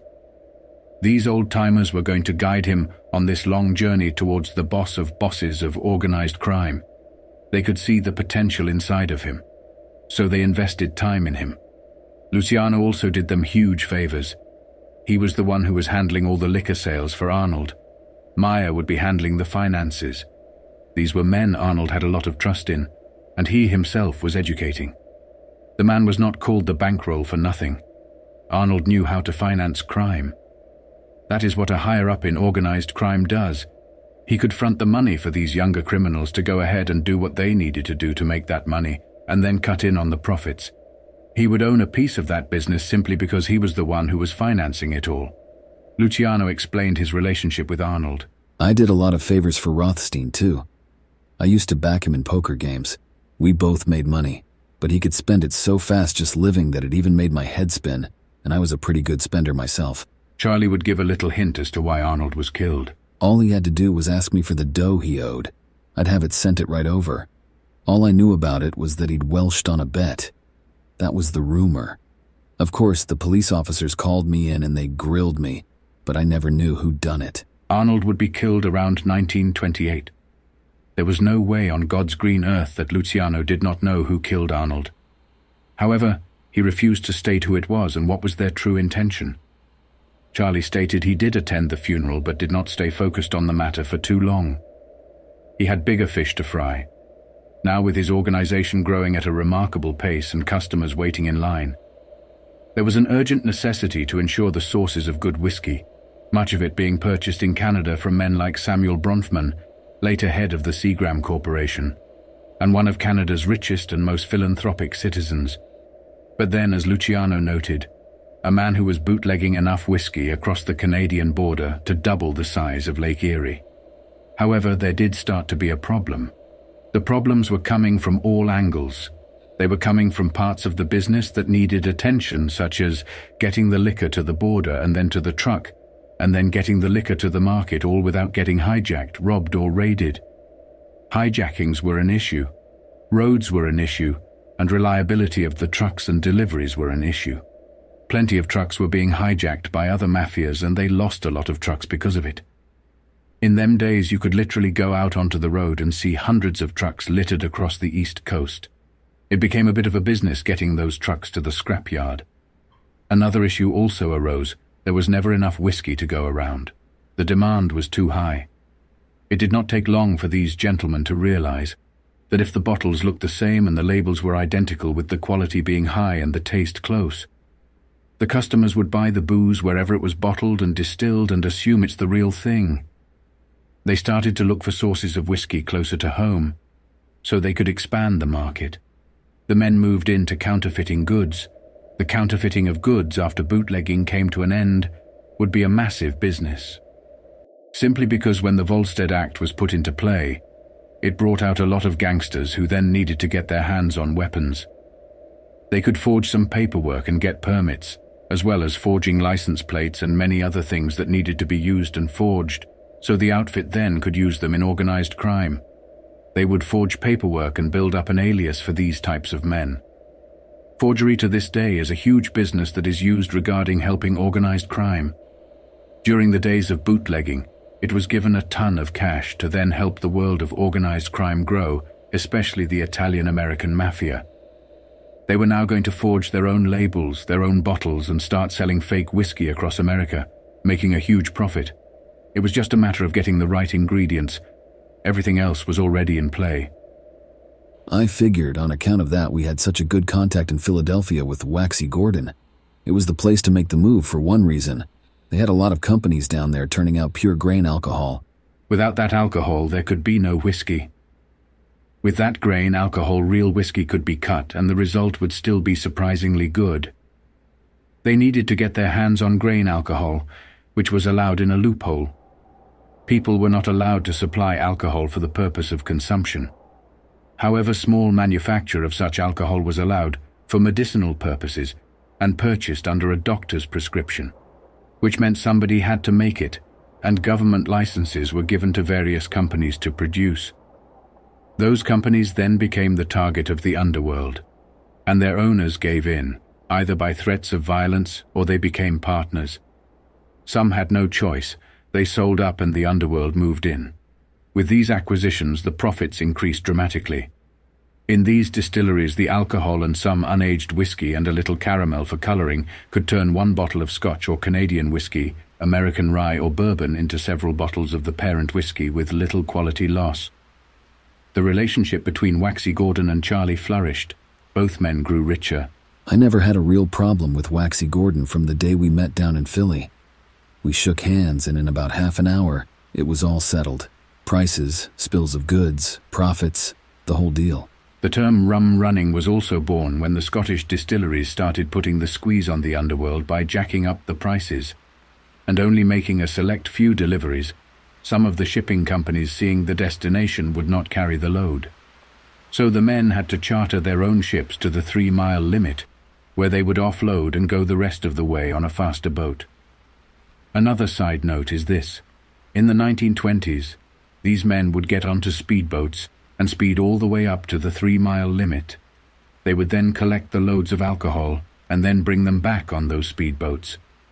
Those speedboats were necessary simply because the shipping companies did not want to land with those types of illegal contraband on board their ships. What was remarkable is this type of smuggling operation took off again in the 1970s, 80s as well, simply because cocaine trafficking was done this way. Boats would take off from Colombia or other places and dump cocaine off the 3-mile limit, and then speedboats would then race out to sea to collect those parcels and bring them back to shore. This was pioneered by Frank Costello. He was the one who was engineering these types of smuggling operations. These men will go to Newfoundland, a French territory. The underworld took over that small island and used it as a launching pad for their narcotics or their alcohol shipping. The small island was used heavily by the FCM regarding getting narcotics into America. Charlie explained the issues like this. and about other businesses around the world seeing the laws change in the US. Those companies then didn't mind putting the squeeze on these American gangsters. Charlie would say, "They knew we was bootleggers and gangsters. And then there was only delivering the stuff to a point in the ocean outside the 3-mile limit. That is, if they were delivering it at all. Lots of us, and Rothstein was the first, had to charter our own ships to carry the scotch to the 3-mile limit. Then we had to take all the chances of running the goods into shore in speedboats. That's how the name Rum Row and the Rum Runners got started, running the boat from Cuba with rum or anything else we could buy and land." As soon as that scotch landed, the most important clients got the best bottles untouched. The rest of the bottles went straight to Gordon's to be cut. We made what we called scotch right off the boat, and that the original scotch would bring us in as high as $1,000 a case. The case costs us, if you forget the danger part of it, only around $25. But what the hell, we took all the gambles. The 3-mile limit was loaded with sharks, federal men, hijackers with speedboats. A guy could easily get killed at that time for a case of scotch. And of course, sometimes we lose a truck or even a whole shipment to the feds or to some hijackers, and we'd have to write it off. This is what made Charlie so crucial to the world of organized crime by organizing such a business and trying to make as much money as he could. He started invariantly getting into various industries, spreading organized crime into them. An example of this happening goes like this. They needed plants to cut all the alcohol in, so they moved into the warehouse business. And there had to be bottles looking exactly like the originals to rebottle it, so they went into the bottle business. They needed labels identical to the ones on the original Johnny Walker, Haig and Haig, Dewars and the rest, so they went into the printing business, buying huge color presses and becoming major consumers of paper and inks. The bottles had to be stored in warehouses, so they got into the real estate business. The crates had to be shipped, so they became proprietors of sprawling trucking companies. They also needed places to store all the contraband, so they moved into the real estate business. Slowly but surely, these men started to spread their tentacles in various aspects of business. What they were doing was building an empire of organized crime, a vast portfolio of industries that they managed to take control of. Coming into the 30s, they used this empire to then build gambling. They needed to do this in order to build this type of empire, simply because they oversaw a multi-billion-dollar business. The amount of corruption that they were slowly starting to build up was also insane. In the 20s, they were conquering New York. By the 30s, Costello was spreading into Louisiana and conquering the South. Both routes these men had under their control. You had to win the North and you had to win the South in order to get into the White House. Everything that was in America was built in America. The amount of industry that was in America was insane. You must understand the rest of the world was ruled by an empire. America was completely independent, and it was called the sleeping giant. Everything down to the nuts and the bolts was built in and made in America. And these men were slowly going to conquer everything. They never sensed this as they were doing it. They just went with the flow. However, when they looked at it all from a distance, they started to look at the business they built as a whole, and realized they had the strong foundations for something huge. This was still the early 1920s. This was way before Luciano even organized the entire national mafia. So imagine when the national mafia came together, all 50 states, combining all the industries in their states. They would become one big major corporation, combining each state, combining each industry. In the 50s, they became bigger than US Steel. Luciano was not the only one doing this. There were other crime families across America that were starting to organize. Luciano just so happened to have one of the most lucrative states, one of the most diverse states that was also progressive in some values. New York during the early 1900s had a welcoming image around the world for all foreigners that wanted to come and make a new life. Therefore, every year, every decade, New York was swamped with more immigration. Each community then needed to find its way up the social ladder. Some would resort to crime. Some will resort to starting their own businesses. This benefited the world of organized crime. The immigrants that were coming in were Italians. Even young mafia men came over from Italy like Maranzano, and they started to spread their tentacles all over New York. These men had now built an empire. They were corrupting so many people that they were starting to have an influence on local elections. They were well known, famous throughout the communities, as well as in the newspapers. They were respected by all occupations, the elites, the working class, and in the middle class. Charlie knew he was making massive amounts of money. He would look at other huge companies like General Motors, the big oil industries, the steel industries, and he would think to himself his company would soon be up there with those.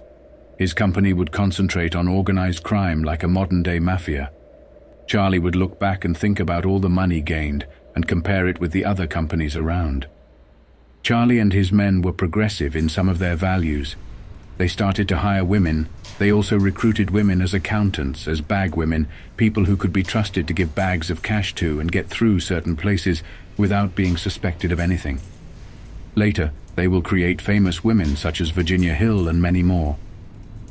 However, in the 20s, through bootlegging, I can assure you, certain women started to step up and get involved more in crime. The Italians did not mind it at all. They did not want their own family members getting involved, especially the women.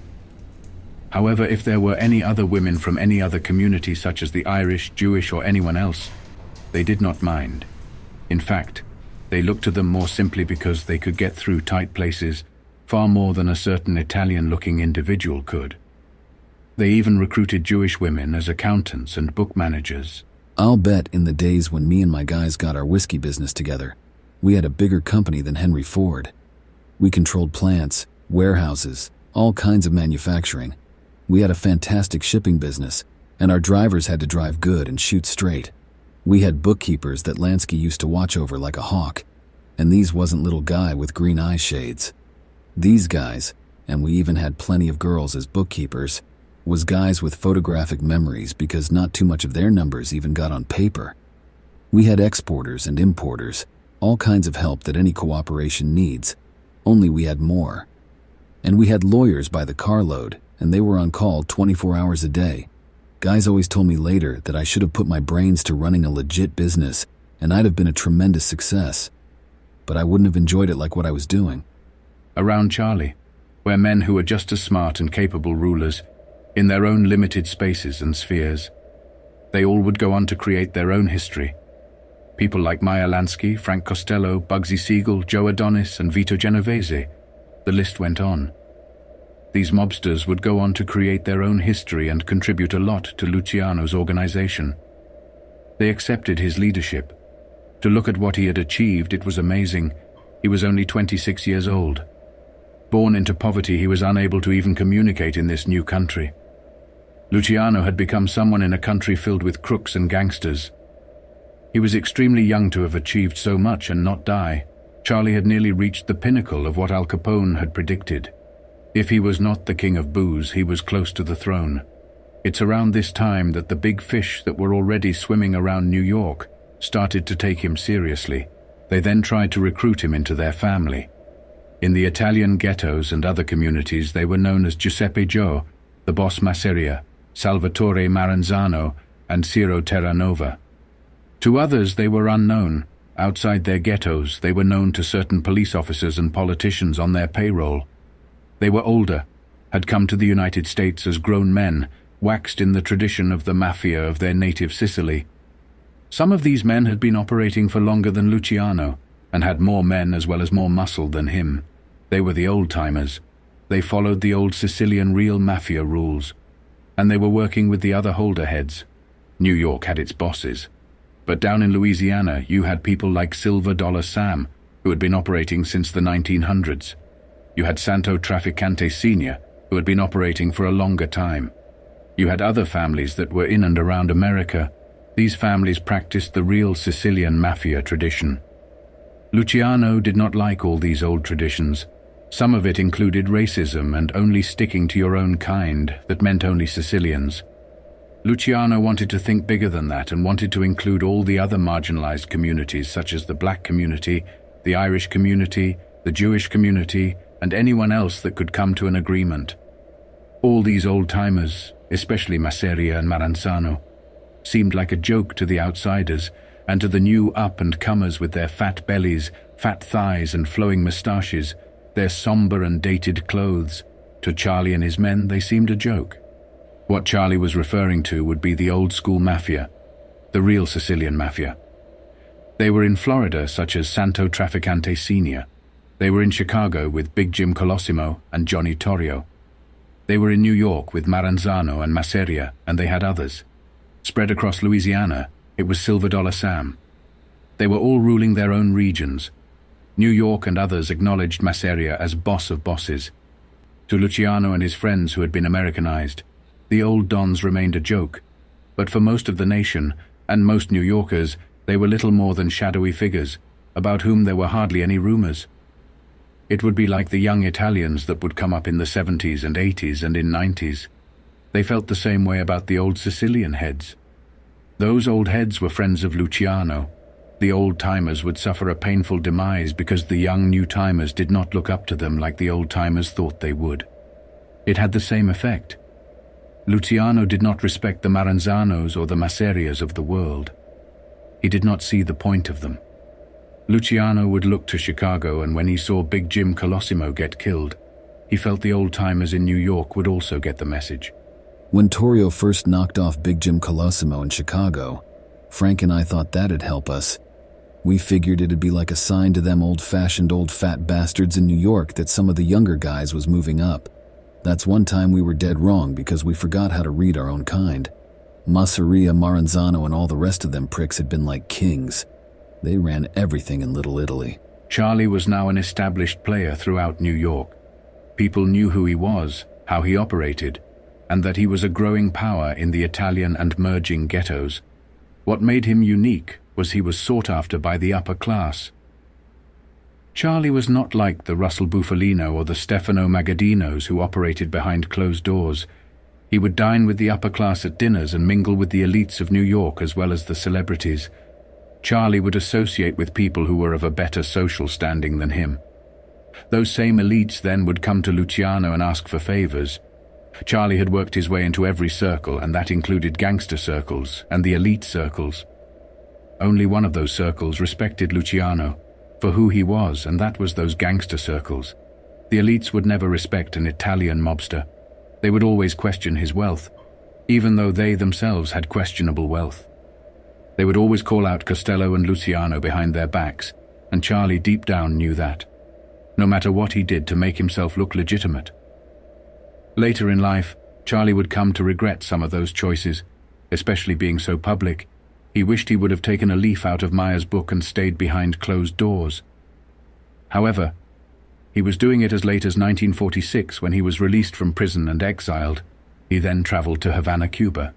In Havana, Cuba, instead of laying low, he would do the same thing he did when he was in New York. He would wine and dine with the rich. He would go out publicly and get caught by a journalist. However, back in the mid-1920s, Luciano was not too bothered about the press. He just did not like the old-timers that were now starting to get in his way. Charlie knew about these old-timers. He had a small running with them.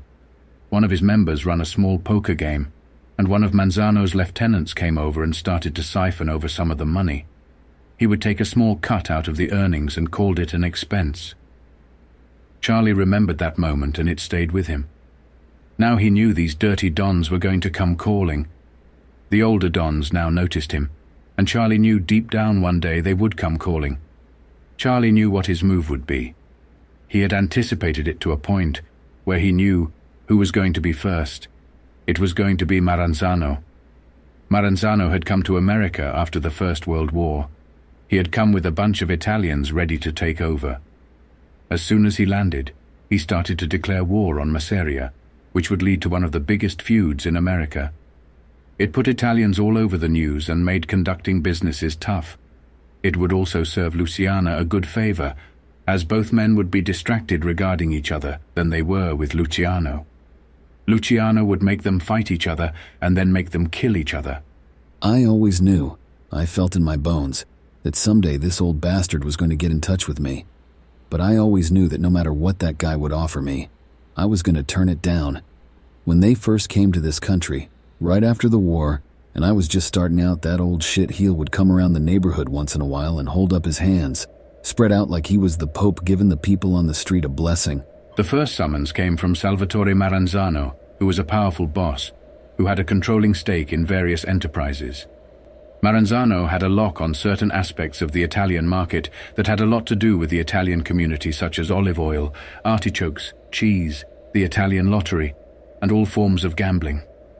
Charlie knew he had to find a way of maneuvering around these kinds of men. The meet took place in the back room of a small restaurant that used to be called El Palermo, just off Minetta Street, Little Italy. When I walked in the room, Maranzano comes over to me with his arms up in the air, and there he goes, starting that fucking Pope routine again. He put his arms around me and says that his name is Salvatore, like mine, that I'm his namesake, the young Caesar. Then he starts quoting Julius Caesar to me in Latin, for Christ's sake. If he had something nice to say to me, why the hell he couldn't have said it in English? So I told him that. He started to laugh, and I'll never forget what he answered. He said, "My son, words of praise are only meant for the great, and you will do great things." Shit, I could have spit in his face. Then he said to me, "I understand you now like to be called Charlie. Somehow I find it difficult to think of you as anything but Salvatore. Tell me, my name was not good enough for you to keep. There is something about it which shames you."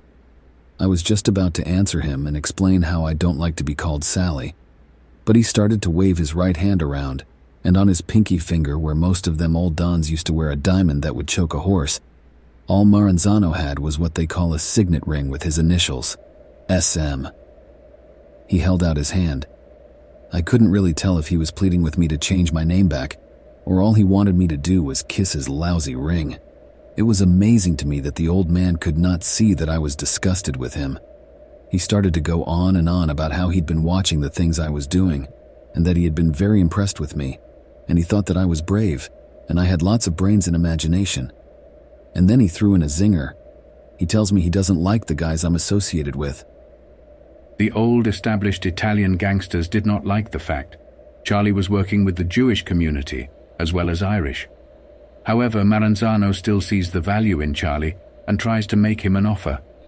Charlie would just give him a polite rebuttal and say, "Well, that's too bad, you're talking about friends of mine."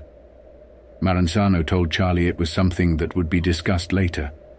Maranzano then continued to tell Charlie the role he would be playing if he was to join his organization. He tells Charlie that the world is changing and there are new opportunities for both if they are willing and ready to join forces and become stronger as well as more experienced. He welcomed Luciano into his organization, and he said, "I will have an important place for you as soon as he joined." Luciano could have become Maranzano's number 2 in command. Charlie at that moment chose to pass up on this offer, one of the reasons being Luciano's skin crawled when Maranzano referred to him as his son. He snaps his finger, and the waiter comes rushing in to open a bottle of red wine and pours out a little bit for the old guy to sample. I can see him smelling the cork and rolling the wine around his mouth to check the flavor and all that crap. Then he waves his signet ring at the waiter, and the guy pours out 2 glasses, and Maranzano says to me, "My dear young man, we will conclude the ceremonies with a toast of our mutual good health, and it's symbolic that the gesture of our friendship and mutual understanding be made with the finest Sicilian wine. Here, Charlie Luciano, I wish you a long life." That was the way he always talked, and it used to drive me nuts. He raised his glass and I raised mine, and I shoveled out the same old long life, good health and all that, and then I drunk the wine. It was absolutely sour.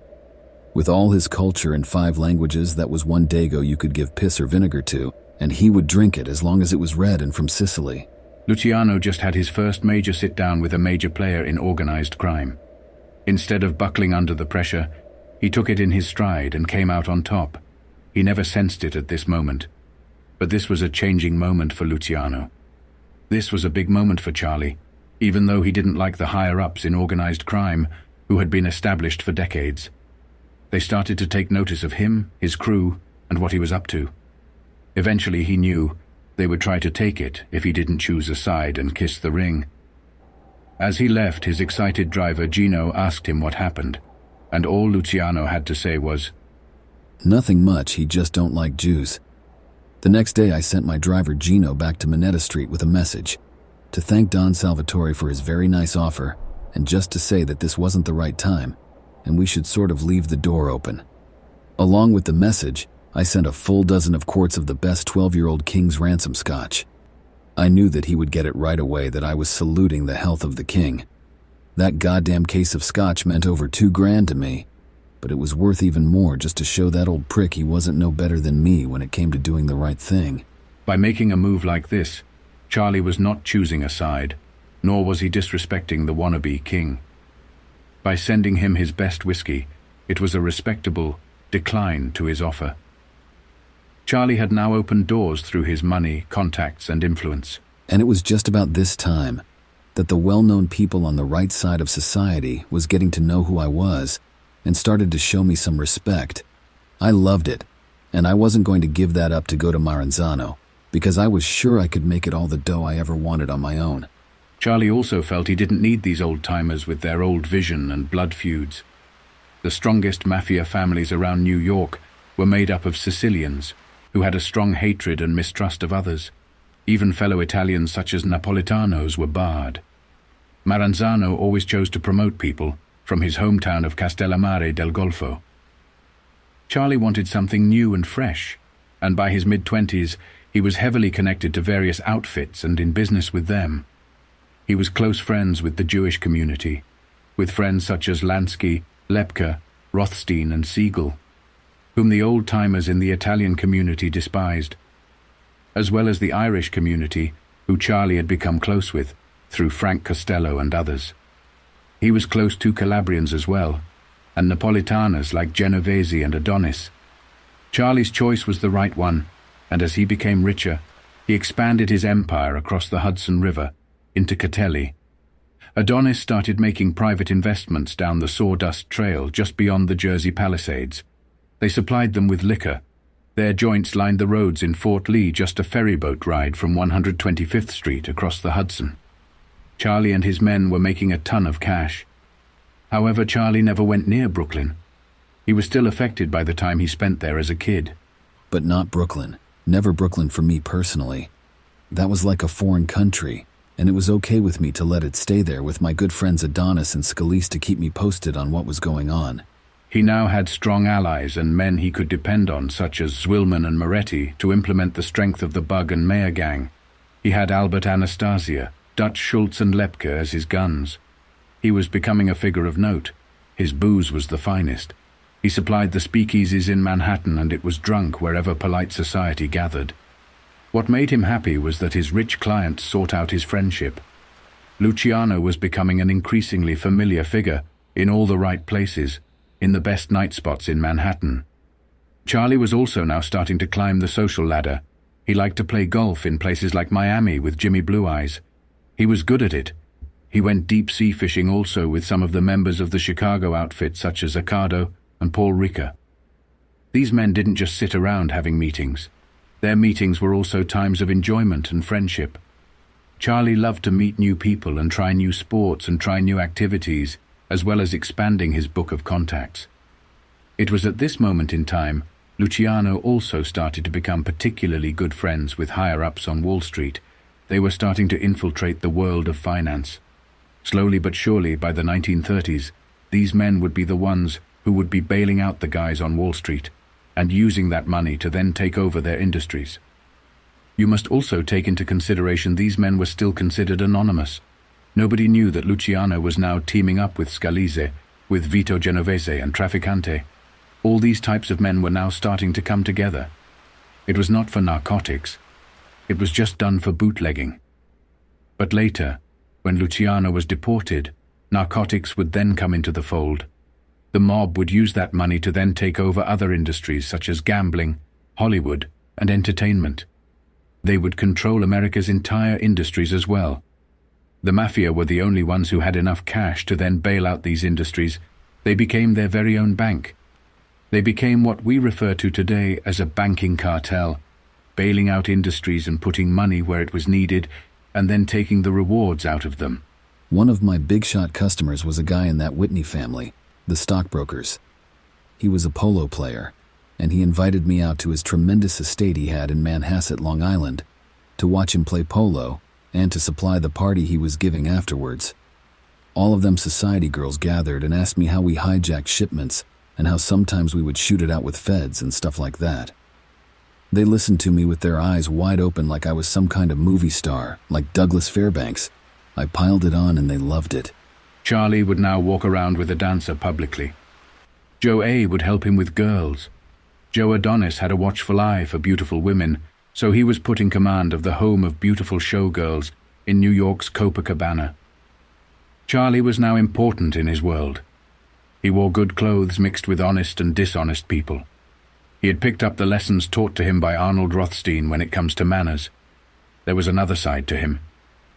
He was the head of a gang. He still carried a gun when the job calls for it. Arrests were occasional formalities when the fix was in. They knew they would always walk free. Handling liquor and other illegal enterprises was not a peaceful affair.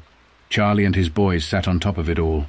Charlie starts to develop a supreme confidence in himself, continuing to have affairs with multiple women. Luciano then started to live that crazy bachelor lifestyle. It was always going to happen when everything succeeded for him, and nothing went wrong. He felt like he was sitting on top of it all. He would be invited to wild parties, and he would attend them with his friends. He would then leave randomly with a random woman. A beautiful girl would drag him away and then take him out to some place. Charlie would then address some of the rumors regarding him and the women that he was surrounded with. He never attended brothels, and if he ever needed a showgirl, he always could contact people like Joe Adonis. Charlie insisted that was how some of the rumors were born, regarding him taking women home but never sleeping with them. The next day, the rumors would be out all over the elite circles, stating Luciano could never get it up.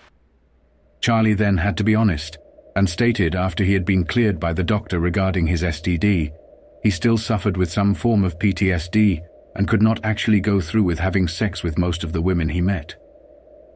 He still remembered the pain that he had to go through trying to get cured. For him, certain women were just not worth it. And when that pain would pick back up, Luciano would then back out. But those were small side issues. They no longer mattered, now that the word was out that Charlie Luciano was making a fortune and was a man who now controlled a considerable empire. People now and then wondered, did he ever kill anybody himself or had murders arranged? He obviously did, even at a young age. However, this is how he addressed that question. Did I kill anybody myself?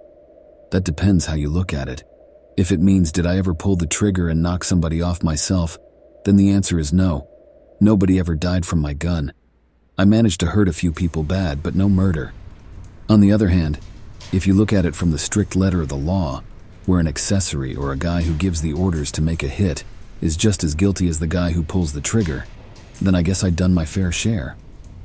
This was a cop-out kind of answer simply because Charlie Luciano himself created Murder Incorporated, a menacing group of men who went on to murder thousands of people just to enforce the Code of Omerta and many other reasons. He built up one of the most powerful criminal syndicates known to man. Therefore, there was a lot of fear, intimidation, extortion, and murder involved. And Luciano was the founding father of it all. Maybe he never pulled the trigger to kill a man, but he sure has dozens of bodies on his name. Some of the men that were involved in organized crime, such as Roy DeMeo and many others, were considered serial killers. They were not just in New York. They were all over Chicago, Louisiana, Texas, and covered all of America. These men were sadistic in the way they operated, tortured, and killed people. His criminal syndicate was expanding all over America and creating alliances. He also did the unthinkable. He started to move in on every single police precinct in New York. He wanted to control the state's police force. In the 60s, these men would corrupt the entire New York police force to a point where the FBI and other intelligence agencies never trusted them. In matter of fact, the policing level in New York has never tackled an organized crime group. The only people who could take them on were the FBI, simply because organized crime group families started to infiltrate and take over the police force. Some of the most highly decorated police officers were working for and with organized crime groups in America. This would be in the 50s, 60s, and continues till this day. But back in 1925, Luciano still had to deal with the occasional arrest. It was mere a formality. They simply held him for a short while. A few weeks or days later, all the charges would be dropped. When the fix was in, it was a breeze. Nothing to it. After all, that's what Costello and the buy bank back was making sure of. Most of the time, if I ever got picked up, it was because some precinct captain wanted to talk to me private about a raise in pay. There was one occasion that would have a haunting effect on Luciano. He recalled it in his later years. There was a dinner at Christmas. His mother went through extra effort to impress on Luciano that she could cook good American food for her son. However, this is what Charlie says happened. I met Willie that afternoon in a diner on the outskirts of Jersey City. My car was loaded with presents for my whole family, and I promised my mother I'd be there for turkey dinner about 4 o'clock. She was making it special for me. She wanted to prove she could cook American. If I disappointed her, I knew my old man would murder me. Instead of spending the whole Christmas day with his family, Luciano still had to put the world of organized crime ahead of his own family. So, he went ahead and went to the deal to make sure it went smoothly. However, there were 2 police officers that were waiting for Luciano, and he got caught carrying a gun that he had from a job the night before. He was carried straight away to the state's police headquarters in Newark. It was in the back room where Luciano would meet the fancy uniformed general who looks at him and shakes the hand of Willie Moretti. Turns out Willie Moretti had him on the payroll. One of the officers leans in through the window, looks at Willie Moretti, and tells him he is deeply apologetic for pulling him over. However, he must book him for being with a guy who is carrying a gun. Moretti, at that moment in time, did not mind. He simply looked at the police officer and said, "That is okay." Luciano felt some relief. Charlie thought that the police officer was a good friend, and he was a friend of Moretti, but not of Luciano. Once Charlie saw the positive reaction from the police officer, Charlie started to laugh and said, "Boy, am I glad that you're a friend of Moretti's." Suddenly, the police officer's demeanor changed. He leaned in again through the window and said, "Yes, I am, but I'm not a friend of yours." Charlie, at that moment in time, knew exactly what he had to do. He had to again buy himself out of that situation, which he did. And at that moment in time, he could already hear his father giving grief to his mother regarding having faith in Luciano. The little mistake cost Charlie Luciano about 10 grand, which was a lot of money in the 20s. When Charlie got home, he arrived in a very cold reception. All his brothers and his sisters were looking at Charlie and his dad. Nobody says a word. They're all looking at my father, and he's looking at this big turkey that's sitting in the middle of the table, all cold and shriveled up like it's been out in the snow. I'm standing there with an armful of Christmas presents, so I drop them on the floor and I say, "There are for everybody." And I hand my brother Bart an envelope with money in it and tell him, "Give this to Pop when he isn't so mad." And I turn around and walk out. My father didn't talk to me for another 6 months. Charlie now belonged to the underworld no matter what the occasion. He would always put business ahead of family. Something that would haunt him when he was an old man in Italy, thinking back on his life. This hunger for money made him make another mistake. I did something I never done before or afterwards. I got money hungry, like I wasn't already making a fortune, most of it from booze, but a lot of it from gambling and the jobs our boys would pull a couple of times a week that would leave us with a pile of jewelry and furs. Then I got greedy, and I walked right into my own trap like a goddamn fool. June of 1923. Vito Genovese introduces Charlie to a heroin contact by the name of Charlie Lagaipa. They called him Big Nose Charlie because he was sniffing the stuff he was selling. Charlie told Vito that he did not want to get involved in it, but eventually he was convinced to do one quick deal. Vito's idea was to have Charlie front the gentleman with the cash.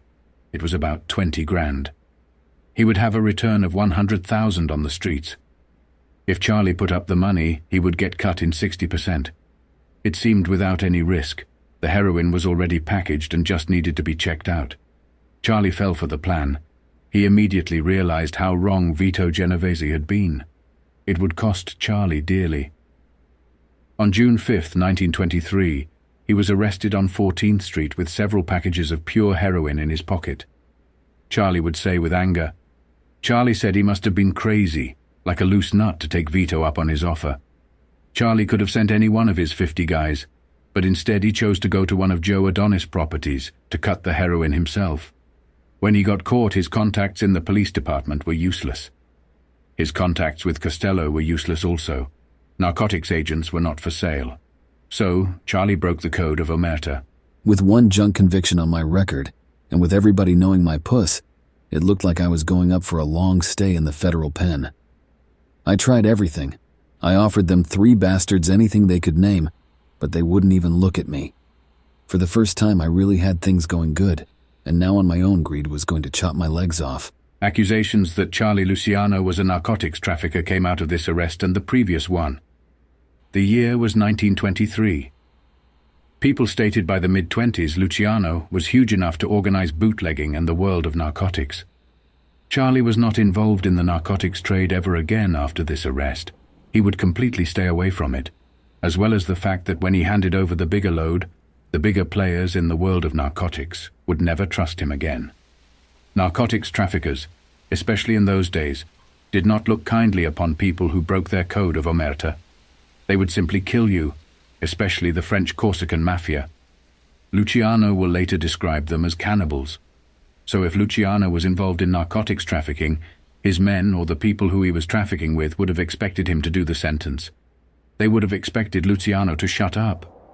They could never trust a man who would break the code of omerta as soon as he was seeing a jail sentence. The narcotics industry was not built by men like that. If I couldn't buy them guys, maybe I could hand them something that would help me make a deal. When we got to the station, they let me make a telephone call. I didn't call my lawyer.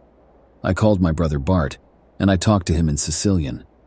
I told him that I wanted him to do an errand exactly like I explained with no changes. I told him to go to a certain place in Little Italy and move a box like a small trunk, made out of cardboard from one place to another, and he wasn't to look inside. Then in the basement of the precinct, he was interrogated by local and federal police officers. Late in that afternoon, when Charlie was satisfied Bart had done his job, he made the agents an offer they couldn't refuse.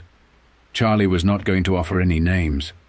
However, he was willing to give a tip-off about a load that was bigger than the one they got him with. The load Bart had just moved. The agents agreed. Charlie states he told the agents to go to an address, and in the basement of 164 Mulberry Street, they were to go to a closet. There they would find a load of heroin. Charlie was freed, and the charges were dropped. It was an expensive lesson. Charlie had lost his initial investment, and so did Lagaipa. I give a good bundle to Big Nose Lagaipa because I blew his profits for him. What I found out later was that the guys only turned in half the haul, which means that the other half got back on the street, and somebody not only got credit for pulling in Charlie Luciano, but probably wound up with 50 grand for half the stuff I already paid for. The year was 1923, and a young Charlie Luciano had managed to earn a lot of respect with a lot of respectable people with high social standing. He managed to keep his nose clean and have